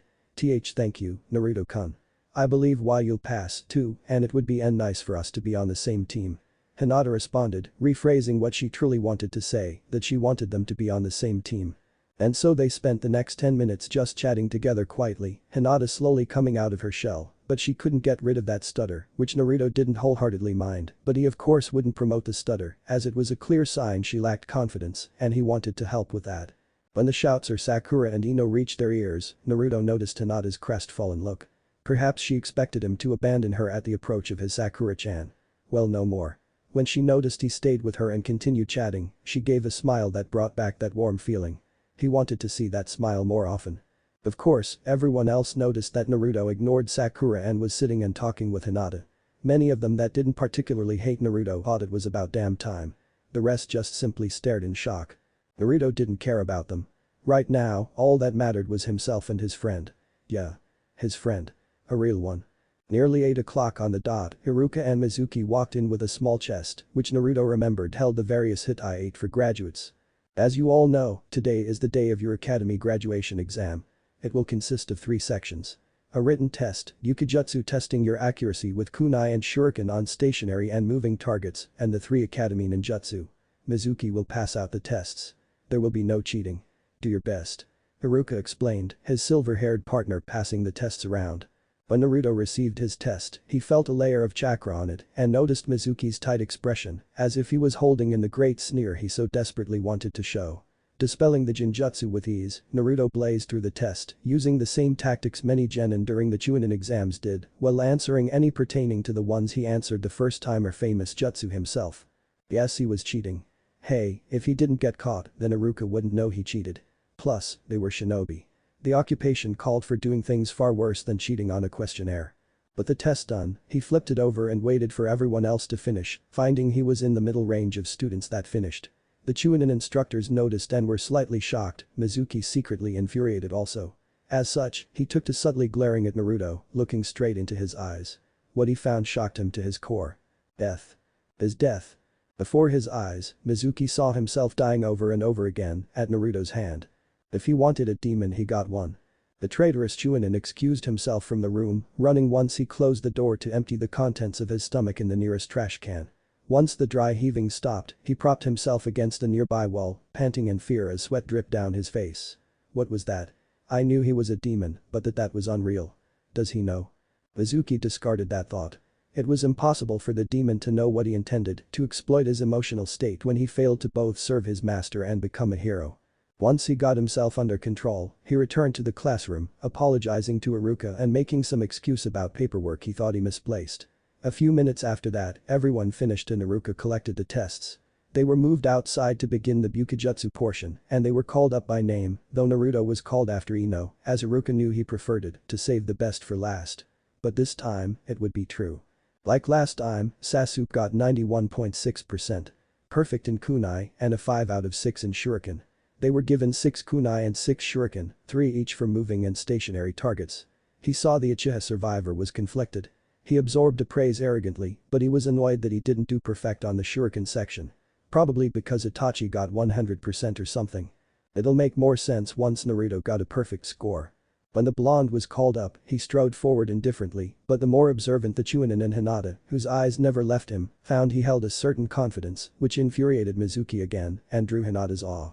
Taking the offered kunai and shuriken sets, Naruto wanted so much to show off, outdoing Sasuke by leagues, while simultaneously insulting him by using his brother's own technique, the Uchiha Tawani no Jutsu, Uchiha deflection technique, to change the trajectory of the projectiles for his perfect run, but he felt that would put up all sorts of red flags around him and turn certain eyes on him that he didn't want. So, fighting down the prankster show-off in him, he went for a more subdued route, aiming for a perfect score nonetheless. For at least a little bit of an insult, he would achieve this left-handed when everyone knew he was right-handed. Switching the kunai to his left hand, he felt everyone's indignation and even heard a few whispers about self-sabotage, but he ignored them all. With a flick of the wrist, it flew. Bullseye. Granted, it was one of the stationary targets, so everyone thought he just got a lucky break. No way he could do it a second. Thunk. Thurr. Thunk. Not with shuriken. They were lighter and required a sort of curve in the throw for proper. Thunk. Thunk. Thunk. Okay, he was out of stationary targets. No way he could do it. Naruto made a show of flipping one of his remaining kunai lazily. Catching it by the ring, he quickly threw it, followed by last 2, and followed with 2 of the shuriken, leaving the last for a special treat. Already, everyone was staring at him as if he were some alien thing, save for Hinata who only had adoration. This was where Sasuke tripped up. So, he made direct eye contact with the Uchiha with a stone face, which his rival reciprocated, though there was plenty indignation and panic in his eyes. Without looking, Naruto let loose. Thunk. You unbelievable Naruto, you scored 100. Iruka announced, to shocked silence. And no way, he had to have cheated. Yeah, there's no way Naruto Baka did better than Sasuke-kun without cheating. Iruka-sensei, this can't be fair. Oh, shut up. Naruto exploded before Iruka could attempt to calm everyone down, getting their attention, shocking them into silence again. He had been holding this in since his mind became clearer from the goddess's gifts, and he made several observations of the flaws in the academy. There were too many for his liking. In the curriculum and its students. We're shinobi. We lie, we cheat, we steal, we kill. It's in the job description, so stop acting like we have honor. Leave that for the samurai. Besides, I didn't even cheat by your standards anyway, this is the real me. At least now. I didn't show this ability from the get-go because I couldn't care less about titles. Dope. Rookie of the Year. These titles mean nothing in the real world. The Yondaime. Dead last. Orochimaru. Rookie of the Year. Look how they turned out. See how these titles mean nothing. More importantly, your opinions of my ability mean nothing. Until some of you shape up, you are nothing. It was harsh, but necessary. Naruto, that's going too. You should be the one saying this, Iruka-sensei. Naruto snapped at Iruka, silencing him in shock. Isn't your job to prepare us for a shinobi career? How does history and theory help when our enemy can just waltz right up behind us and tear our throats open? The curriculum is a joke. I know it was changed because we aren't in war times, but didn't the Nidaime say times of peace are only the spaces between times of war? Sometimes the old ways are better. Add way less of these, he gestured toward Sasuke's gaggle of fangirls, causing them to flinch in shock. Pass and more competent shinobi can aid Konoha instead of just becoming nameless corpses far from home or worse. Naruto was on a tirade and he was tearing some ass. And it was all true. His piece done, and panting from the rage he let loose, Naruto returned to his spot beside Hinata, who only looked at him with some akin to idolization. It was cute and creepy at the same time. Is that possible? It was now. Well, it pains me to say this, but he's right. Iruka finally said, drawing indignant looks from his students, while making a point to Naruto that he was pained to admit the cold truth, not to admit Naruto was right, with his eyes, to which Naruto subtly nodded. The shinobi world is cold and cruel. Despite what many of you think, we are not knights in shining armor, we are not heroes, we are not even really the good guys. In a way, shinobi are just glorified mercenaries for hire. If the client can afford it, our missions can be to protect the merchant trader, to open routes for the village to prosper, to kill the merchant trader, to cut off the enemy village's resources. We can be ordered to protect a settlement or lay siege on a small village, killing anyone and everyone, men, women and children. At that, almost all his students looked horrified. And we really can't say no. If we do, it could mean a hit to our economy, losing clients for future missions, or people die. Everything we do is dictated by our pay. And despite his temperament, Naruto was right about one other thing. The academy curriculum is poor, a shadow of what it once was, the type of curriculum that produced splendid shinobi from the get-go, and also a lot of you aren't ready. As students gasped in shock. From what I've seen, through some miracle, only 7 of you are truly ready for the life of a shinobi, though it might seem unfair, since several of them are from powerful shinobi backgrounds, that only qualifies half their potential, the other being what they do with it. That being said, I'll be passing you based partially on your scores, but mostly on whether you are truly ready or not. While the academy is here to be a basis for your future, most of you have become reliant on it, and I foresee you don't intend to change, or may take too long to change. He decided, seeing many of them were about to turn on Naruto in accusation. He interfered to set the record straight and spare them from a furious-looking Naruto who probably intended to explode on them again. Now listen here. None of you blame Naruto for telling the truth. I'm sure he's doing this for your benefit as well. He said, turning to the blonde for confirmation, sighing in relief when he received a nod and, surprisingly, a warm smile towards his students, taking them aback. Wholeheartedly. I don't do this because I hate you or think less of you, but because I see what you can become. Splendid. Brilliant. Absolutely beautiful. You can be so much more than you are. I won't say you'll be the next Yondaime or even Shadaime, because you won't. They deflated and looked to yell again. He stopped them short of that. You can be more. You can be better. You know the old saying. Don't be the next someone else. Be the first you. I've taken the first steps to better myself, as you've clearly seen. He gestured towards the shuriken and kunai. And you can all do the same. What I've accomplished, you can do the same, you can improve upon. And whether you take my words to heart, I don't care. I'll take your hate head on and only return love. I do this for Konoha and her children. And if Iruka goes through with what he says, then a lot of you who were sure you would pass might not, and I'm sorry if that angers you, but this allows you to better yourselves. I truly believe you can accomplish this. Naruto finished his speech, cooling himself down from his tirade, successfully diffusing their anger into cool acceptance, if weighed by varying levels of annoyance. Just thinking of something, Naruto quickly added. And remember, there are no shortcuts, no matter what anyone else says. He was looking right at Mizuki when he said this, taking joy in his curious expression when the Kyuubi brat appeared one step ahead of him. His pretty little speech didn't convince him one bit. Honeyed words covering deadly venom. Mizuki had intended to approach one of the possibly many failing students with a promise of a free pass if they brought him the forbidden scroll of seals, but now that plan was shot down before it could even launch. Well said, Naruto. Iruka complimented, absolutely beaming in pride at his students' words of wisdom, harsh as they were. Naruto's words were the kick in the ass he, and possibly everyone, needed. He would make sure to approach the Sandaime about the blonde's words and possibly petition for the old, better curriculum, so these half-cocked shinobi and fangirl kunoichi could quickly become a thing of the past. He also intended to approach Naruto about his words, questioning where this all came from as it seemed out of the blue. Many of the students nodded in solemn acceptance as they realized the gravity of their situations, but ultimately didn't blame Naruto, even the children of Naruto haters. Naruto just got a massive boost in his peers' opinions of him. Oh, and poor Hinata was practically drooling at how amazing he was and the things he said. She just might faint. Realizing his friend's current state, Naruto chose it as the perfect moment to take that first step. "Hey Hinata-chan, wanna join me for lunch after the exam, whether either of us graduate or not?" he asked. She fainted. "Ah, Hinata." Naruto yelped, appearing beside her and doting on the poor girl, drawing several chuckles from his classmates. Despite the person that just opened their eyes Naruto seemingly became, he was still Naruto. 30 minutes later. Iruka moved the class back into the classroom for the ninjutsu section, Naruto having successfully awoken Hinata with Kiba's help since she passed right back out when his face was the first thing she woke up to. The heiress sat in her seat, seemingly permanently crimson with her embarrassment, Naruto smiling at her silliness while blushing lightly as the image of her peaceful face asleep was stuck in his head. Okay, so next is the ninjutsu portion. When your name is called, come into the next room and you'll be asked to perform the henge, kawarimi, and bunshin no jutsu. You will be graded on your mastery of them, ascertained by the amount of time you take to actually perform it and difficulty we observe you have. Now, despite my current plans, don't give up hope and not try. You may still pass if you perform well in this section. Iruka attempted to assure them, with varying success. Some students looked hopeful, others no so much. Just realized something, did I totally mess up the timeline with what I said? Iruka-sensei said 7 of us are definitely passing, there's nowhere near the 9 teams there were last time. It's also not enough for complete teams, so there's going to be someone left over. Is it possible I just created a whole new mess for myself? Phew, Naruto lamented. It was bound to happen, anyway. Even if you didn't say anything, something different would have happened. It was inevitable. Kashin commented, attempting to assuage him. What do you mean, Kashin-chan? Naruto asked, curious and confused. Outright time travel isn't real. What the goddesses actually did was send you to a different reality with minor differences so you can acclimate yourself properly, with several points along the timeline in flux, which is where the differences are. The graduation exam and thus team selections and members would have been different whether you said something or not.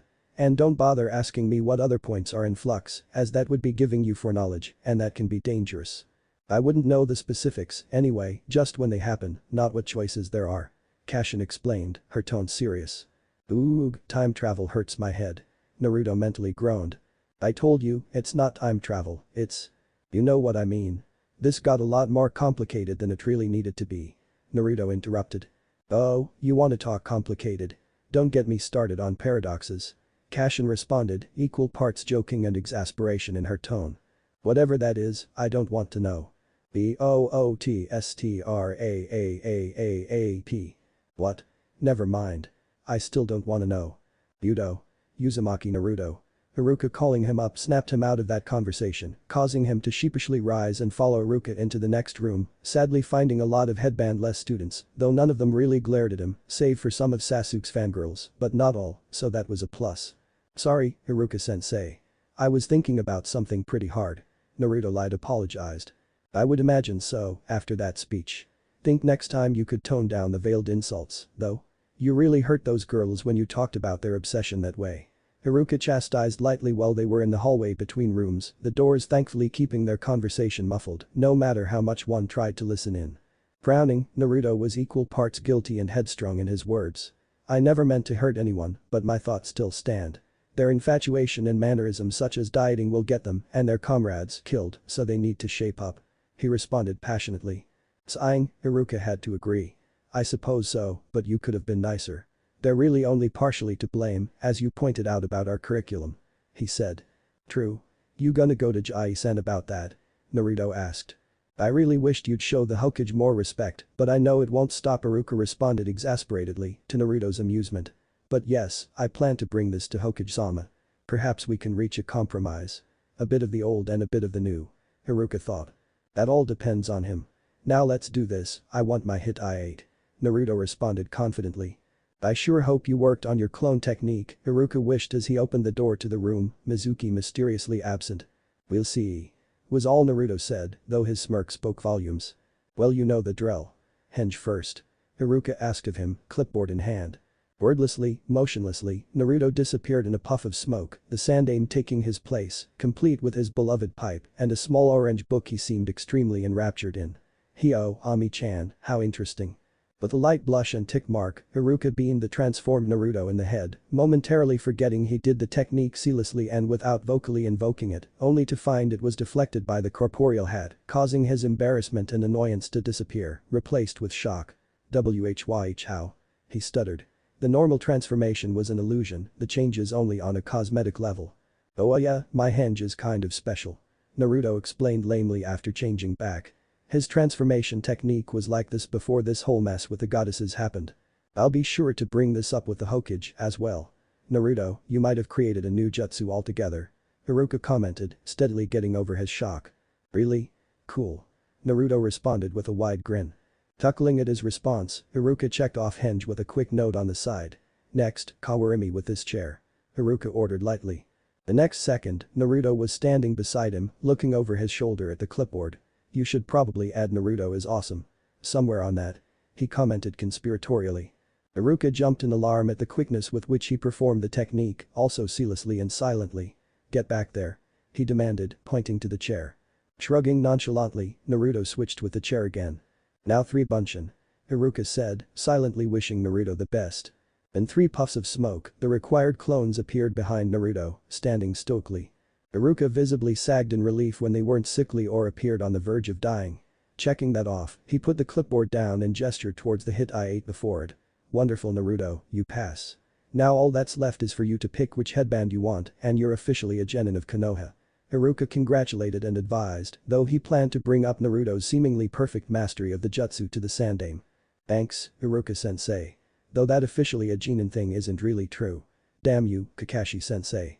Mentally shrugging his shoulders, Naruto moved forward and picked up the hit I ate with a black cloth and wrapped it around his forehead, keeping his growing bangs at bay from his eyesight. Naruto returned to the room, headband on display, and was immediately assaulted with congratulations. Hey, way to go Naruto.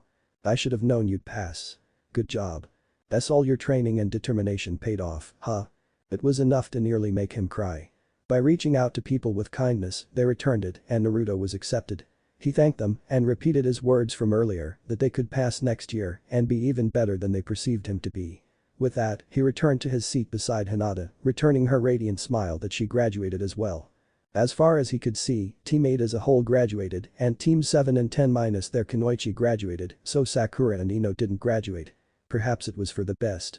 While Ino was slightly better than Sakura, the Chunin exam preliminaries showed that wasn't by much. So that meant one team would need to be filled in and another would have an extra member unless Jai-san allowed an apprenticeship. Possible but doubtful. Haruka returned to the room and gave his speech. Congratulations to those of you who graduated and apologies to the great amount of you that didn't, but as we learned today, this allows you another year to become even better than you thought possible.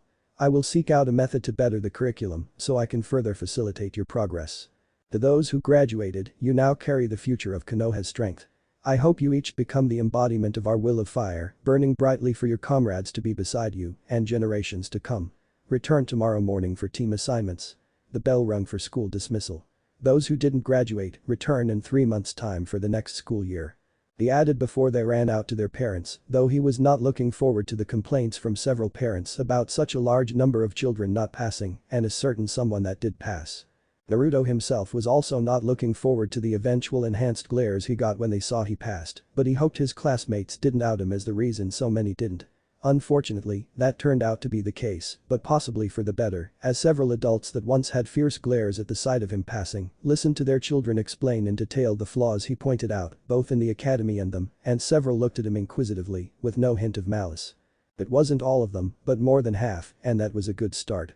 Then he remembered something. Oh, Hinata-chan, you still want to go have some lunch to celebrate? He asked, since he never really got an answer. And he still didn't get an answer. Because she fainted again. Ah, Hinata. NCH. 2. Let's begin. It had only been 2 hours since Haruka announced the graduates for the academy and he had come to tell the Sandaime the news. He wasn't exactly happy. I'm afraid I didn't hear you, Haruka-kun, could you repeat that? The Sandaime asked of the Chunin instructor with great patience and a stern face. Haruka gulped in slight fear of his commanding officer, but relayed the results of the graduation exam nonetheless. Oh, only 7 children graduated, Sandaime-sama. The rest weren't ready. He repeated with hesitance. And what do you mean they weren't ready?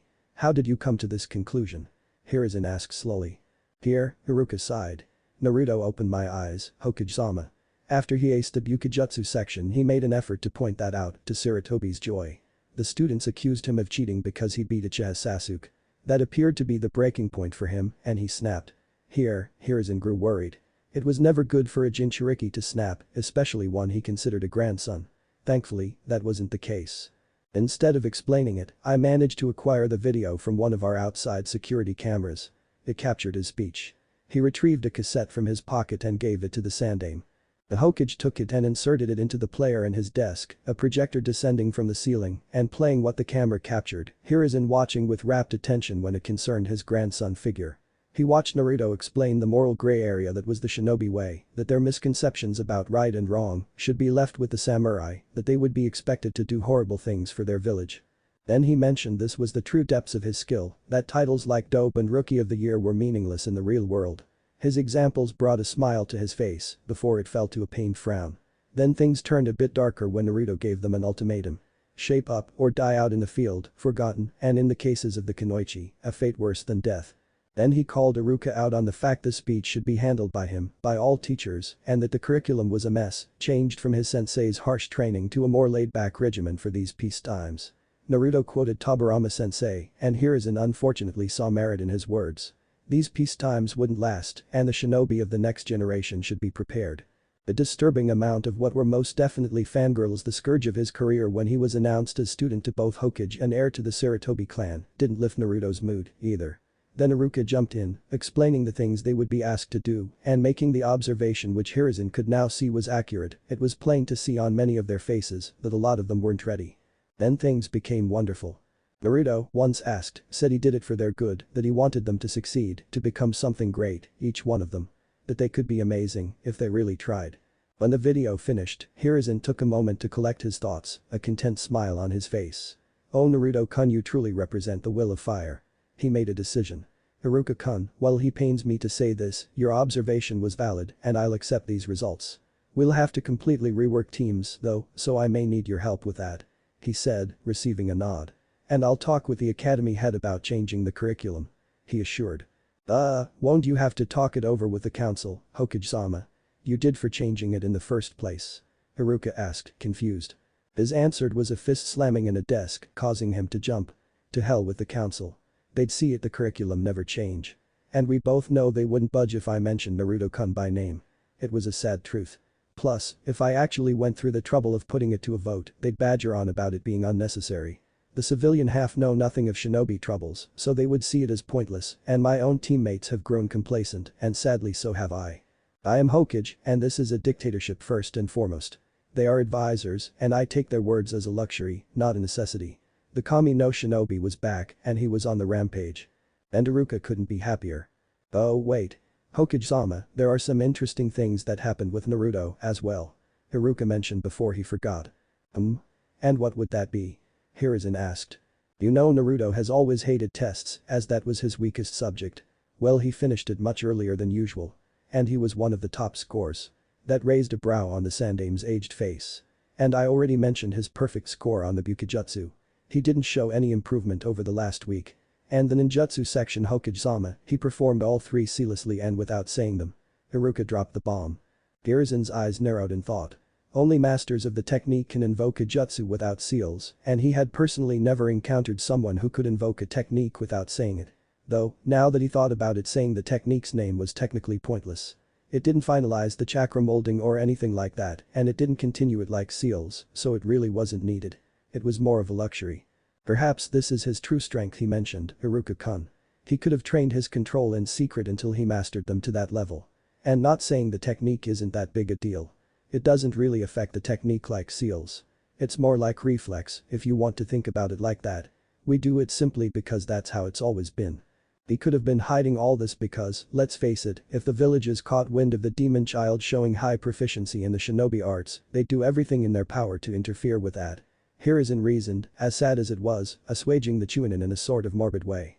He felt this surprise would only be the first in a long line of them under the title Uzumaki Naruto. Now, let's work on those team assignments. He said, receiving an appreciatory nod. With Naruto and Hinata. Once Naruto got Hinata to wake up and give him an answer, they finally made their way to Amiguriyama, of all places. It was Hinata's go-to place whenever she went out for a snack. She explained it as her Ichiraku's. That got a chuckle out of Naruto. Apparently she was obsessed with this place. Once they got something to eat, Naruto red bean soup, Hinata's cinnamon buns, he attempted to strike up a conversation with her and made the mistake of looking at her as she ate her precious sweets. He never thought it would hurt to see something adorable. But now he did. He felt his heart clench something fierce when he spied her chewing on a bun like a little hamster. He immediately seared the image to his brain, using the Sharingan portion of his Hikumigan and its visual copying ability. So, Hinata-chan, who do you think you'll be paired up with? It was much easier to talk to her while not looking at her. Hinata made some sort of inquisitive noise and looked at him while still eating, and he tried desperately to not make eye contact. It was nearly criminal how adorable she was right now. She stopped eating to give her thoughts. Oh well, usually Hyuga are filed into teams specializing in either tracking or frontline assault, depending on the individual. Given myself, I believe I'll be put into a tracking team and thus my teammates will be along the same vein. So that would put me with Kiba and Shino-san. She answered, with slight sadness since that meant she wouldn't be with Naruto-kun. The blonde was surprised at the lack of stuttering on her part, but it was for the better. What about you, Naruto-kun? She asked. Finally registering the question, Naruto's face screwed up in concentration, causing Hinata to subtly giggle at it. She found it cute. Well, despite my scores on the exam, I'm still dead last, so that would put me with the rookie in Kinmoichi of the year, which would be Sasuke and technically, Sakura, but since she didn't graduate, that leaves that spot open. I guess they'd go for the runner-up of her position, and that's you, Hinata-chan. He explained, finally looking at her when he deemed it safe for his heart.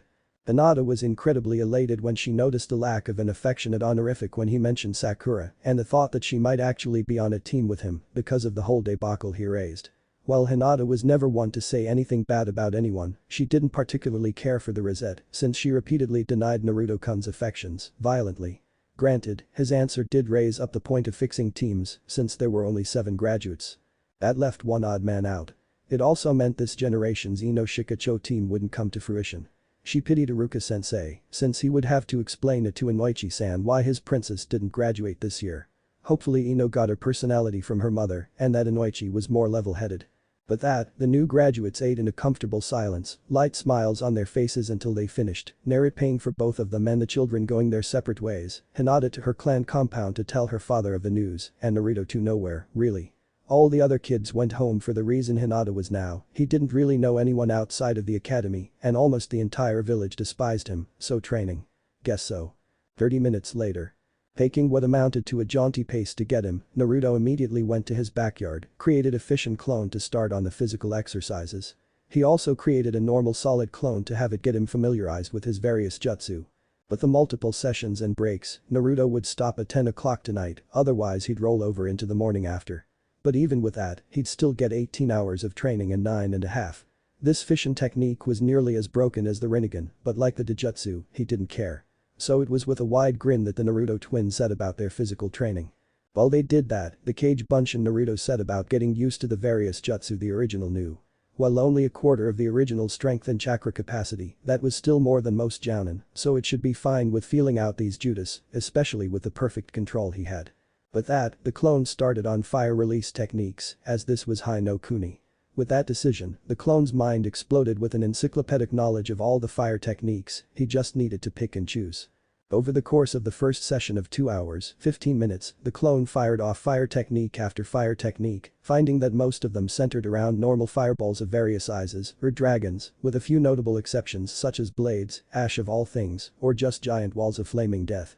Thankfully, the clone launched them all skyward so as not to impede the two Naruto's progress or set fire to the field. Not even feeling a drain on its reserves, the clone moved right into wind release as they took their first break. Fueton techniques mostly centered around blades, bullets, walls of crushing force, balls of, technically, the lack of wind, and the occasional small-scale natural disaster.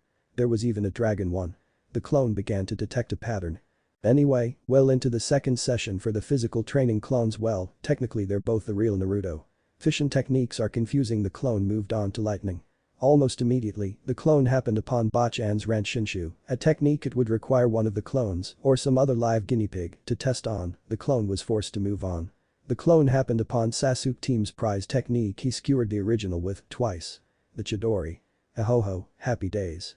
After manifesting the technique, the clone moved on to shape manipulation variants, such as blades, senbon, chakra flow through a spare kunai, currents along the ground, you name it.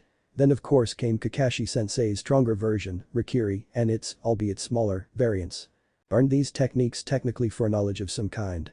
They'd be jutsu Sasuke would use, and the clone felt he would in less than friendly circumstances. Apparently not, since Kashin-chan wasn't saying anything. Anything? Oh, you're cute.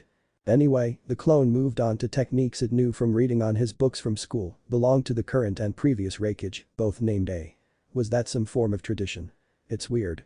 Anyway, the Rari-Ado and Jigakizuki variants proved deadly. Those trees never saw it coming, and the Raiten Chikuramoto was insane with the speed it afforded the clone. Thankfully it also enhanced its reflexes so it didn't slam into any, dispelling itself and possibly interfering with the physically working clones. Then came the spears, blades, normal bolts, Heia clone technique, dragon, and even defensive walls and domes.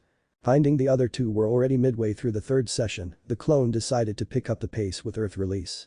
Boulders, more than one variant of dragon, the Tsuchikage's floating technique, various armors, spikes, walls, uses of mud, projectiles, a couple golems, some supplementary subterranean techniques, a couple weapons, a clone technique, and oh my kami, a whack-a-mole technique. Today was a good day.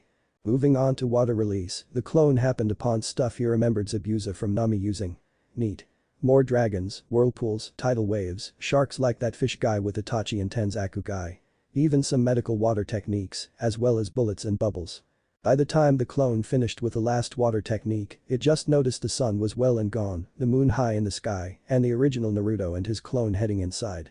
Dispelling itself since it technically didn't learn anything new, it was more like relearning and giving the original a feel for the 5 elements. The two Narutos headed inside and went through the same motions as last night, knocking the boy right out when they fused back together.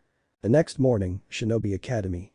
Having gone through his morning ritual and breakfast with no real excitement, Naruto left a clone to continue last night's work of familiarizing himself with the sub-elements, now, and personally met up with Hinata outside the academy, and they walked inside together, sitting at the same seats as yesterday, never breaking stride with their conversation. Naruto mentally noted how empty the room felt with only 7 people in it. Not talking about anything of particular import, Naruto and Hinata were interrupted when Iruka came in, the former with what was possibly the now shortened list of new teams. Good morning, everyone. I trust my speech from yesterday is still fresh in your minds. A tick mark formed when he received less than positive responses, more than half the class giving him so-so gestures. Anyway, with that, I'll move straight into the teams. Team 1 will now consist of Akimichi Choji, Nara Shikamaru, and Aburame Shino. Your Jounin sensei will be Sarutobi Asuma. And Team 2 will be Hyuga Hinata, Inyazuka Kiba, and Uzumaki Naruto.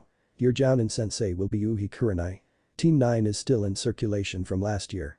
Uchiha Sasuke has been permitted an apprenticeship under Hada Kakashi. I commend you all on passing and look forward to seeing you attain greatness in the name of Konohagakure no Sado. Your sensei will be here shortly. Iruka announced before nodding to them in farewell and leaving. These 2 teams technically. Granted, there are still the graduates from last year, but this year I feel really bad. Not just for all the people I kept from graduating for opening my big mouth, but for what it did compared to last time. There were 10 teams last time, and I just cut that down. I know mostly everyone didn't take it too hard, but still Naruto lamented when the sheer gravity of his actions showed itself. True, there were still some students that blamed Naruto for their failing, but it was overshadowed by the students that, with their eyes open to the truth of the matter given by both Naruto and Iruka, actually appreciated his effort and sought to better prepare themselves. Besides, it wasn't like they were going in for another 4 years. Those negative ones need to lighten up. Now actually observing the new teams, Naruto wanted to exclaim how unfair it was that Sasuke had a sensei to himself. He understood that the gray-haired man was there just to teach Sasuke about his Sharingan once he unlocked it. And it wasn't like he wouldn't teach him extensively. He knew that from the last time he. Plus, Team 2 had him. Enough said. Anyway, once that thought process was done, he noticed Kiba get up to sit beside them, filling the row with the Inyazuka to his left. With a fist bump to Kiba, finding he was actually really cool about him getting all friendly with Hinata, since he expressed his, and everyone's, relief that it finally happened, coloring Naruto's cheeks at his sheer obliviousness, he turned his thoughts to eventually training with them. He technically knew all their techniques, but without an Incan partner, he couldn't really use Kiba's, so it was moot. Hinata, however, could help him with his Juiken if he somehow managed to bullshit his way out of getting executed or whatever for an outsider, knowing the techniques of a clan.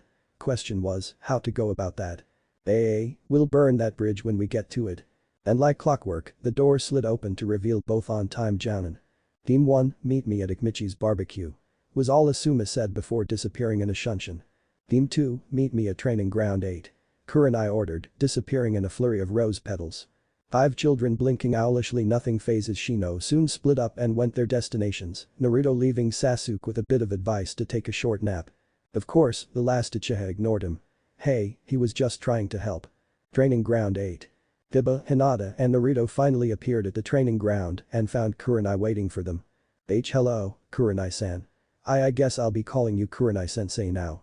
Hinata greeted, revealing she knew Kurenai before being in her team, something Naruto didn't notice last time. Hello Hinata. Kurenai returned with a smile. Well, usually we'd be teammate, but someone saw fit to change that. She commented, finding amusement in Naruto's blushing face as he tried to look anywhere other than towards her. With a chuckle, she assuaged him. I'm kidding, Naruto-san. The Jounin sensei were informed of what happened yesterday and, while we were initially shocked, we believe you were right. There were too many students that just weren't ready to be shinobi. Though we didn't particularly comprehend how many until we were told, so that was a bit disheartening about the curriculum. Oh, speaking of which, Hokage-sama wanted me to personally tell you that he's going to change it, like you mentioned. She informed the boy with a smile, which he returned with joy. That was one step closer for everybody to better themselves. Anyway, with that out of the way, usually I'd test you to see if you were ready to be shinobi, but well, thank Naruto again. Technically, the new parameters of your graduation exam contained the test I was going to give you, so of course you pass. The test would have also shown if you can perform adequately as a team, but I can train you in that. So, let's start introductions, then we can go right into training and missions. She said with false cheer, as she knew the horror that was D-rank missions, but she, like many Jounin, enjoyed the look on Genin's faces when they saw what their missions were, when their hopes of saving princesses, conquering fortress, etc. came crashing down around them. Did that make her a bad person? Point is, it hyped up Hinata if you could tell and Kiba enough for that, but Naruto was curiously scowling. Did someone tell him? Well, that was no fun. Ah no, how do you want us to do introductions, Kurenai-sensei? Hinata asked. I'll go first, then you can use mine as a base. I'm Yuhi Kurenai, I like shochu, vodka, and training in Jinjutsu, I dislike sweets, perverts, and slackers, my hobbies include having evening drinks and refining my Jinjutsu, and my dream is to turn you 3 into superb genin of Konoha. She introduced, gesturing for Kiba to go next. Hey, I'm Inyazuka Kiba. I like most meats and training with Akamaru, I dislike really anything not chewy and cats. My only real hobby is walking Akamaru and my dream to bring the Inyazuka clan to glory as clan head. Kiba introduced with a grin. Next was Hinata. And my name is Hyuga Hinata. I like Zenzai and cinnamon rolls she blushed when Naruto nodded in remembrance. And training in my Juiken. I dislike shellfish and people who prejudged others and my hobby is flower pressing. My dream is to one day unify the Hyuga clan and abolish the very tradition that divides it. She said meekly, though ending with a determined, if still shy, expression. Smiling at her, Kurenai gestured for Naruto. My name's Uzumaki Naruto. I like red bean soup, ramen, and training. I dislike people who prejudge others, like Hinata-chan he took some sort of joy from seeing her blush. And my hobby is really just training. My dream is to be Hokage, of course. He was forced to state the obvious, but he didn't care. It's not like that changed because he nearly died. Chuckling at his exuberance, Kurenai clapped her hands together. Okay, that's done then. So now we can move straight into training. First, I want to spar with each of you individually so we can point out your strengths and weaknesses, then work from there. Kiba, you're up first since you were introduced first. That means you next, Hinata, then Naruto. Kurenai pointed out, ushering them to the edge of the field and standing apart from Kiba and Akamaru. This spar will be 2 parts, Taijutsu then Ninjutsu. That means none of your clan jutsu, Kiba, until I say. Taijutsu only. Understood? She said in a voice they would come to know as her Jounin instructor tone. Nodding, Kiba fell into his clan's Taijutsu stance, Akamaru beside him. And begin. Kurenai yelled, staying in place as Kiba lunged at her, already a mark against his brashness, though that was probably a given for Inyazuka. For the beginning of the Taijutsu section, Kurenai would stay on the defensive to see Kiba's form and find any errors she could help him with, then she'd go on the attack to see how good he was at defending. Backpedaling, ducking, and sidestepping was the name of the game as Kiba, and Akamaru's teamwork was flawless, as was expected of an Inyazuka, especially the possible heir. It was still up for debate because of his sister, but she seemed complacent with her vet position, so who knows. The main problem with trying to find holes in his form was the fact that it was a clan taijutsu style, so she couldn't really critique as much as she wanted, since it would eventually go against their style, and heaven forbid she recommend a different style altogether. No, she'll stick with just finding places he could improve on, minimizing lapses in activity when he put too much force behind certain attacks that left him open, or a bit of improvisation that stayed within the realms of his style. While taijutsu wasn't her best subject, that'd be genjutsu, obviously it wasn't her absolute worst. She liked to keep that in ninjutsu trailing just behind genjutsu so as not to become too specialized and thus weakened. Her mental timer went off and she sprung on the attack, putting Kiba in her previous position as she refused to let up. This section revealed numerous holes in his form, which was possibly to blame for the style. Inuzuka taijutsu was known for being aggressive and repeatedly hammering the opponent until they dropped. It wasn't the best for being on the defense, but that could be improved on. When she had felt that message got across, she jumped back. Okay, now you can begin using ninjutsu. Nothing lethal or aimed at vital points, though. She signaled. Grinning, Kiba felt it was time to cut loose. Yahoo! Let's go, Akamaru. He whooped to his barking compatriot before dropping to all fours and becoming enveloped in a thin layer of chakra. The Shikyaku no Jutsu. Lunging forward at a greater speed than previously, Kiba spun until he was comparable to a drill, while Akamaru ran beside him to aid in either distracting Kurenai to be susceptible or attack her should he fail. Tsuga. Fast, but nothing I can't handle.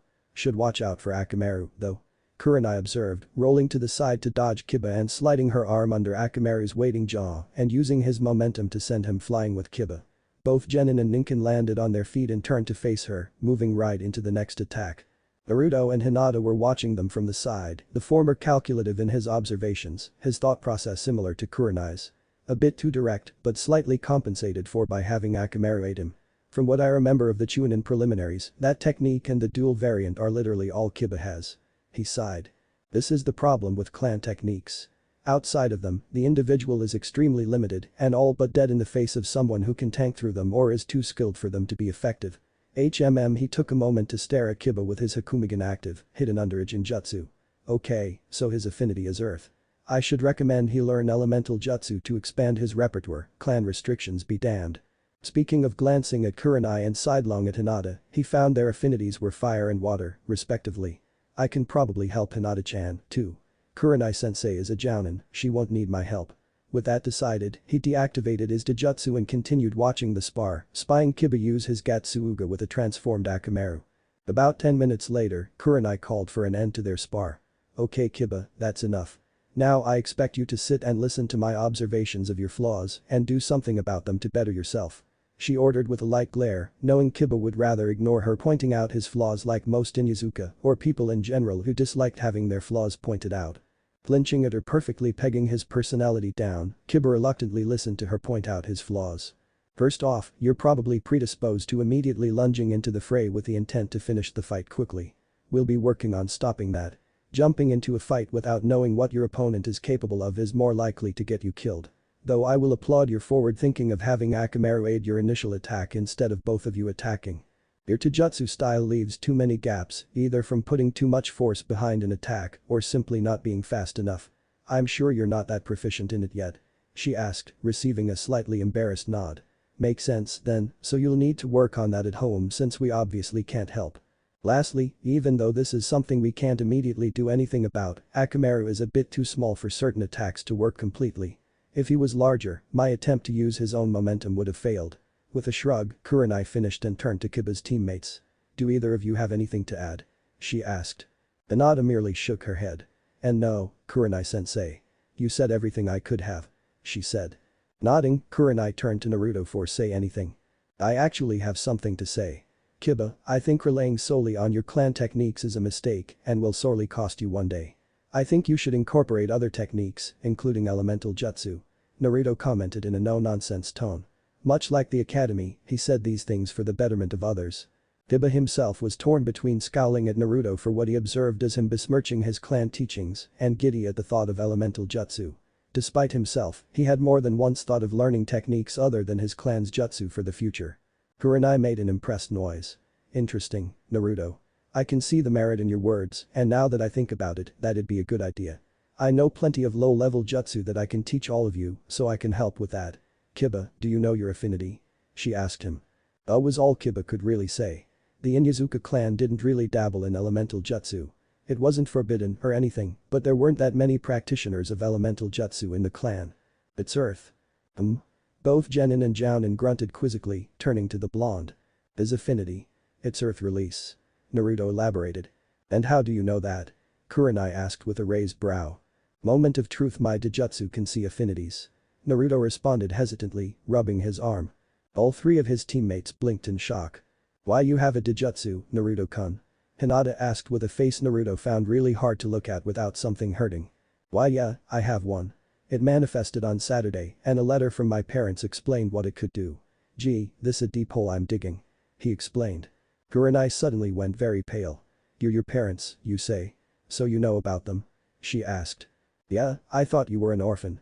Kiba commented. Well, I still am, but I went to Jai-san and asked about my parents. He decided enough was enough and finally told me who they were and gave me a letter they left.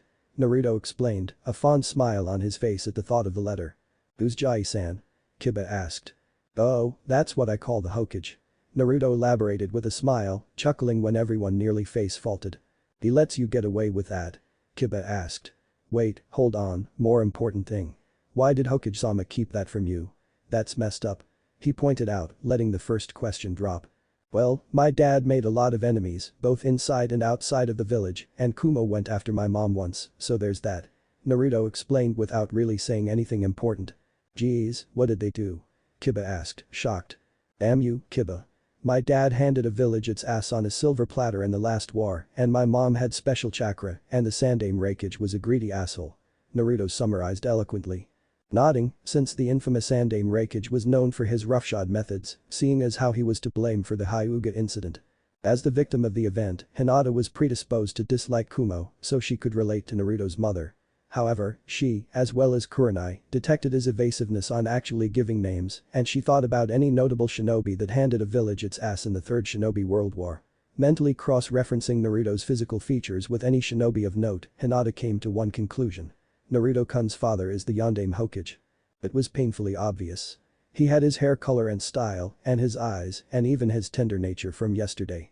Kurenai, of course, knew who Naruto's parents were, as she was an acquaintance of Kushina, and she thanked Kami that he had the wherewithal to not mention names in front of a loudmouth like Kiba.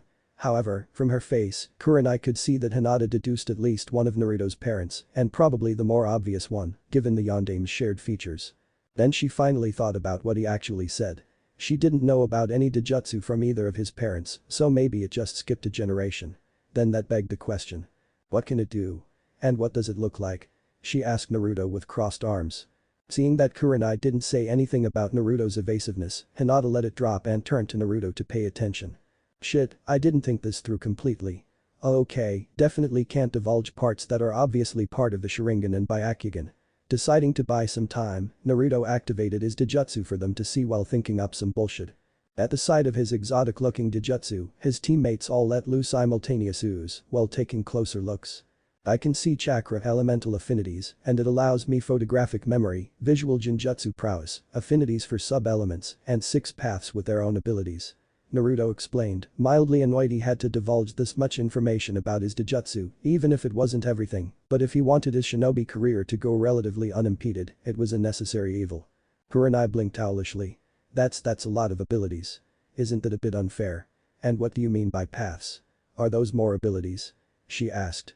Hey, it's not like I made it like this. This is just how it works, or at least what the letter from my parents said. But if you're gonna be like that, I won't explain the paths. Naruto was allowed to be a little petty, right? Mildly perturbed, Kurenai huffed.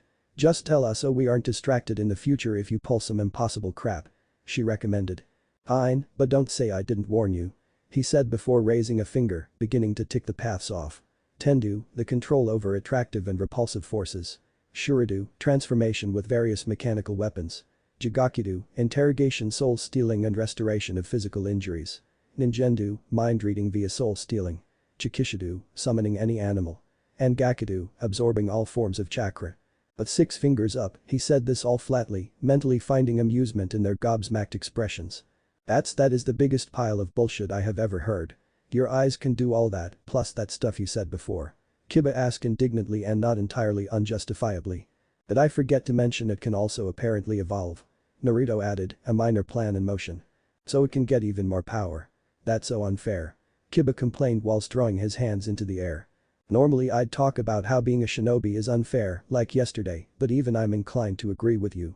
Apparently, it can actually assimilate the abilities of other taijutsu. Apparently, from the little bit of history in the letter, these eyes are actually the taijutsu of the first natural wielder of chakra, and thus their taijutsu actually had all the abilities of taijutsu we know of today. Their descendants were actually born with an infinitely weaker taijutsu, but they can copy others, like it's trying to get back to the prowess it once had.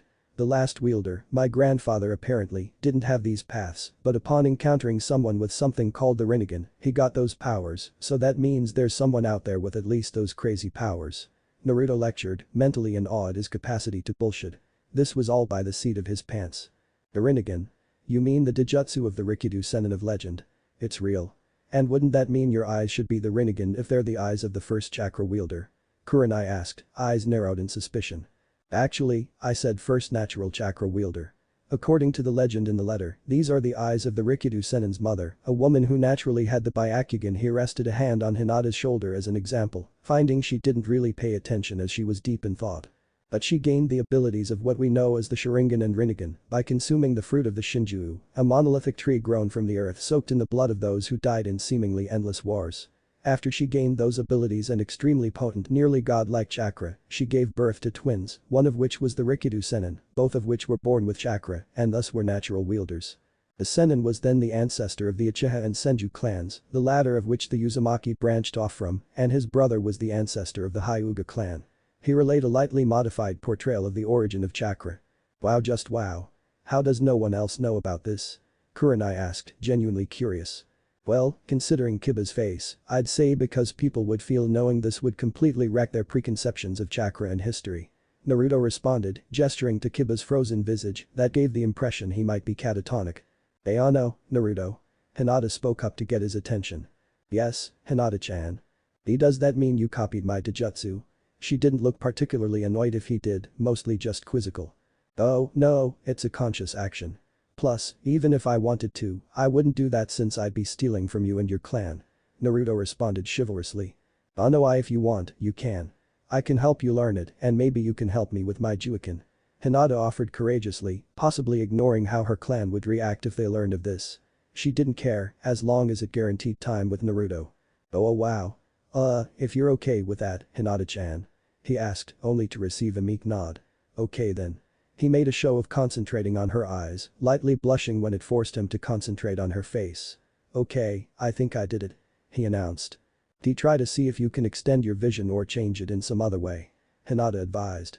Nodding, Naruto purposely took a while until he activated the extended vision. Whoa. I can see pretty far. He said excitedly. I should be a fucking actor. Smiling, Hinata nodded. Gee good, now try and see if you can observe chakra more acutely. She advised. Nodding, Naruto again purposely took a while to achieve it, but eventually succeeded. Hey, yeah. I can see the pathways and Tenketsu. He made a show of whooping and exhilaration. Well, this bit of Hinata-sensei education hour has been fun, let's get back to training, yeah. Kurenai teased, taking joy in Hinata's rapidly reddening face from her stealing the spotlight. I'd watch it. Naruto commented flatly, to laughs all around. Well Hinata, it's your turn. Remember, taijutsu first, then ninjutsu. That also means no chakra usage until then. Kurenai lectured while they got into position. Hinata's eyes widened at that last tidbit. The Juiken relied heavily on the usage of chakra with their taijutsu, otherwise it'd just be them poking their enemies. The Hyuga clan was more strict than other clans about augmenting their styles or using elemental jutsu, which was why she was viewed as a failure due to her repeated attempts at changing her usage of Juiken to work with her flexibility. So she'd have to resort to forceful palm thrusts and even punches and kicks. Begin. Like before, Kurenai took the defensive position for now, merely reacting to Hinata's assault. Already she found a flaw in the Juiken as a whole. Without chakra, a Hyuga can't leave lasting damage. Granted, there won't be a lot of moments where they would be unable to use chakra, but as shinobi, they should be ready for anything. That Hinata wasn't taught this showed the flaw in clan teachings. Granted, Hinata seemed to adapt well enough, using punches and kicks to assault her. She could just see the Hyuga elders huffing in indignation. Of course, there wasn't that much force behind them, both from her lack of practicing the style and of course her age and size. Beyond that, there were the obligatory holes in her form as a genin. Kurenai was slightly apprehensive as her mental clock ticked down towards the offensive section, but it was for the best. With that, she lunged at Hinata and began her light assault, mentally wincing whenever her blows landed. There were even more holes in this form for defense, but that was a given due to the lack of chakra. Finally enough time passed and Kurenai jumped away. "Okay Hinata, you can use chakra and ninjutsu now," she announced. With a grateful look on her face, Hinata nodded and went through the hand seals, a beginner in the usage of Byakugan required to activate it, the veins on her temples bulging as she fell into the legitimate Juken stance. With that, she lunged at Kurenai and attacked her, succeeding where Kiba failed in actually harming her, though she had the wherewithal to unseal the tenketsu she blocked, but the pain remained. Of course, as a jounin, Kurenai was able to deflect because blocking wasn't an option against a Hyuga more than half of the blows and return her own, but Hinata was able to fluidly block and deflect them, reinforcing herself with chakra. "Okay," she announced, causing them to break away. "That was very good, Hinata. Now of course, come observations. Of course, as a Hyuga, your Taijutsu style relies on chakra usage, so taking that away from you is a massive blow, but you showed competent adaptation. We'll need to work on your strength and speed, both for attacking and defending. Now your usage of the Juken is great, at least to someone not from the clan. Though I could have done without the sealed tenketsu, even if you unsealed them." Kurenai lightly complained, rubbing her arm over one of the tiny red dots, pouting slightly, extracting a giggle from Hinata. "Do either of you have anything to say?" She turned to the boys. "That was amazing Hinata. You were like water, moving and flowing when you were fighting Kurenai-sensei." Kiba raved good-naturedly. Hinata was practically glowing from her blush. "I agree with both Kurenai-sensei and Kiba. You were obviously showing distress from not being able to use chakra, but you seemed to manage yourself well enough in your adaptation. When you were able to use chakra, it became simply amazing. Of course, I'd still recommend you learning elemental jutsu. Your affinity is water, which seems appropriate," Naruto advised. Hinata's blush nearly went nuclear from her crush's praise, but she agreed with him on jutsu. "Well that just leaves you, Naruto." Kurenai piped up, the blonde switching places with Hinata before he fell into a peculiar stance. He raised his right leg so he was standing only on his left and raised his right arm above his head, bending at the elbow so the back of his hand was parallel to the back of his head and limply reached his left arm forward. "What the hell is that?" Kiba asked flatly. "It's my Taijutsu style, Kakuren," Naruto explained simply. Realizing this might be part of Naruto's hidden talent from the academy, Kiba merely shrugged and remained silent. "Begin." Naruto immediately kicked off towards Kurenai, going into a vertical spinning kick that Kurenai wasn't prepared for the force behind, but she managed to backpedal enough to dodge a majority of the damage it might have inflicted. Naruto didn't miss a beat and allowed himself to land on his hands, extending his legs and rotating himself as fast as he could, forcing Kurenai to put her arms up to block, wincing at the force again, before she pushed his leg back, knocking him off balance. Rolling away and rising to retake the odd stance, Naruto stepped forward and thrust his left arm forward, only for it to be deflected again, but he followed up with a scorpion strike of his right arm over his head, freeing his arm from her grasp. He used his own momentum with a light jump to spin himself and bring his heel down. She grounded her stance and blocked it as much as she could, but still grit her teeth from the force behind it. "What does this kid eat?" She pushed him off and swept his arm out from under him that he used to support the secondary scorpion attack. Using it to his advantage and rolling to the side before Kurenai could attack, as he realized it was about time for her to, Naruto took up a different stance to accommodate the switch. It was relatively simple, a forward-facing horse stance with his hands in knife positions, the right arm curved down, palm up, and the left raised above his head and the hand pointed forward, palm down. The position of his arm had the uncanny effect of casting his face in darkness, only his eyes visible to everyone, slightly unnerving them at the seriousness in them at the moment. Betting over that, Kurenai lunged forward and went on the attack, idly wondering why Naruto had more than one Taijutsu style, but brushed the thought off. Attempting to exploit the obvious opening, even though she knew it was probably a trap, she was met with what was expected, a counter. Naruto quickly grabbed the fist she attempted to lodge in his stomach and threw it to the side with enough force to spin her, violently ramming his fist into the small of her back, sending her tumbling forward slightly, taking no pleasure in the slight outburst of pain. Kurenai got to her feet and put a hand to the rapidly bruising area, wincing from the pain, and used chakra to dull it before she got back into her own stance. She was starting to regret this whole affair. That kid hit hard. But she was a jounin, so she'll suck it up hopefully. Lunging at the boy again, Kurenai attempted a low kick at his shins, only for Naruto to block with the side of his leg and use his foot still on the ground to push her back, using his lower body as a coiled spring she stepped on. Okay, then you can use ninjutsu now, Kurenai commented, feeling a lingering sense of dread at giving him the green light for it. Nodding, Naruto took another stance. It was even simpler than the previous stance, but Kurenai now knew that might mean nothing but bad news for her. His legs were in the same stance as before, but his upper body was in a heavy slouch, his arms hanging limp in front of him, his fingers splayed like claws. Kurenai spied his hands and feet glowing with chakra shaped like claws, wondering if this style was related to the Kyuubi in any way. Shrugging that off, she lunged at him and continued their spar, immediately regretting it when Naruto swung his arm and the chakra claw around his hand extended and actually grew, smacking her in the left side and sending her skidding to her right. Yep, totally regretting letting him use chakra. Time to step it up, then. Kurenai decided, bringing herself up to Chunin levels and tactics now. The spar became pretty even after that. Kurenai using a unique brand of gentajutsu, minor illusions masking her moves and letting her get more than a few glancing blows on the boy. Of course, given his position in the team she could already foresee, he just tanked through them and continued attacking. The longer the spar went, the more Kiba realized Naruto's stance was similar to the Inuzuka Taijutsu style, but there were enough differences that he wouldn't raise a stink over it. Those chakra claws were insane, though. But the final clash, both Genin and Jounin jumped away from each other. Okay, time's up, Kurenai announced, panting lightly, sort of regretting facing all three of them in a row and just fighting Naruto himself. He was indeed a stamina monster, and he could most definitely outlast her in a straight-up fight. Nodding, Naruto straightened himself and cut the flow of chakra to his extremities. That was fun, Kurenai-sensei. Can we do it again sometime? He asked with a broad grin. Kurenai gaped when he showed no signs of fatigue and actually wanted to keep going. Stamina monster might be an understatement, you are sure, Naruto. Later. Now she turned to Kiba and Hinata. Do either of you have any observations to make? She asked.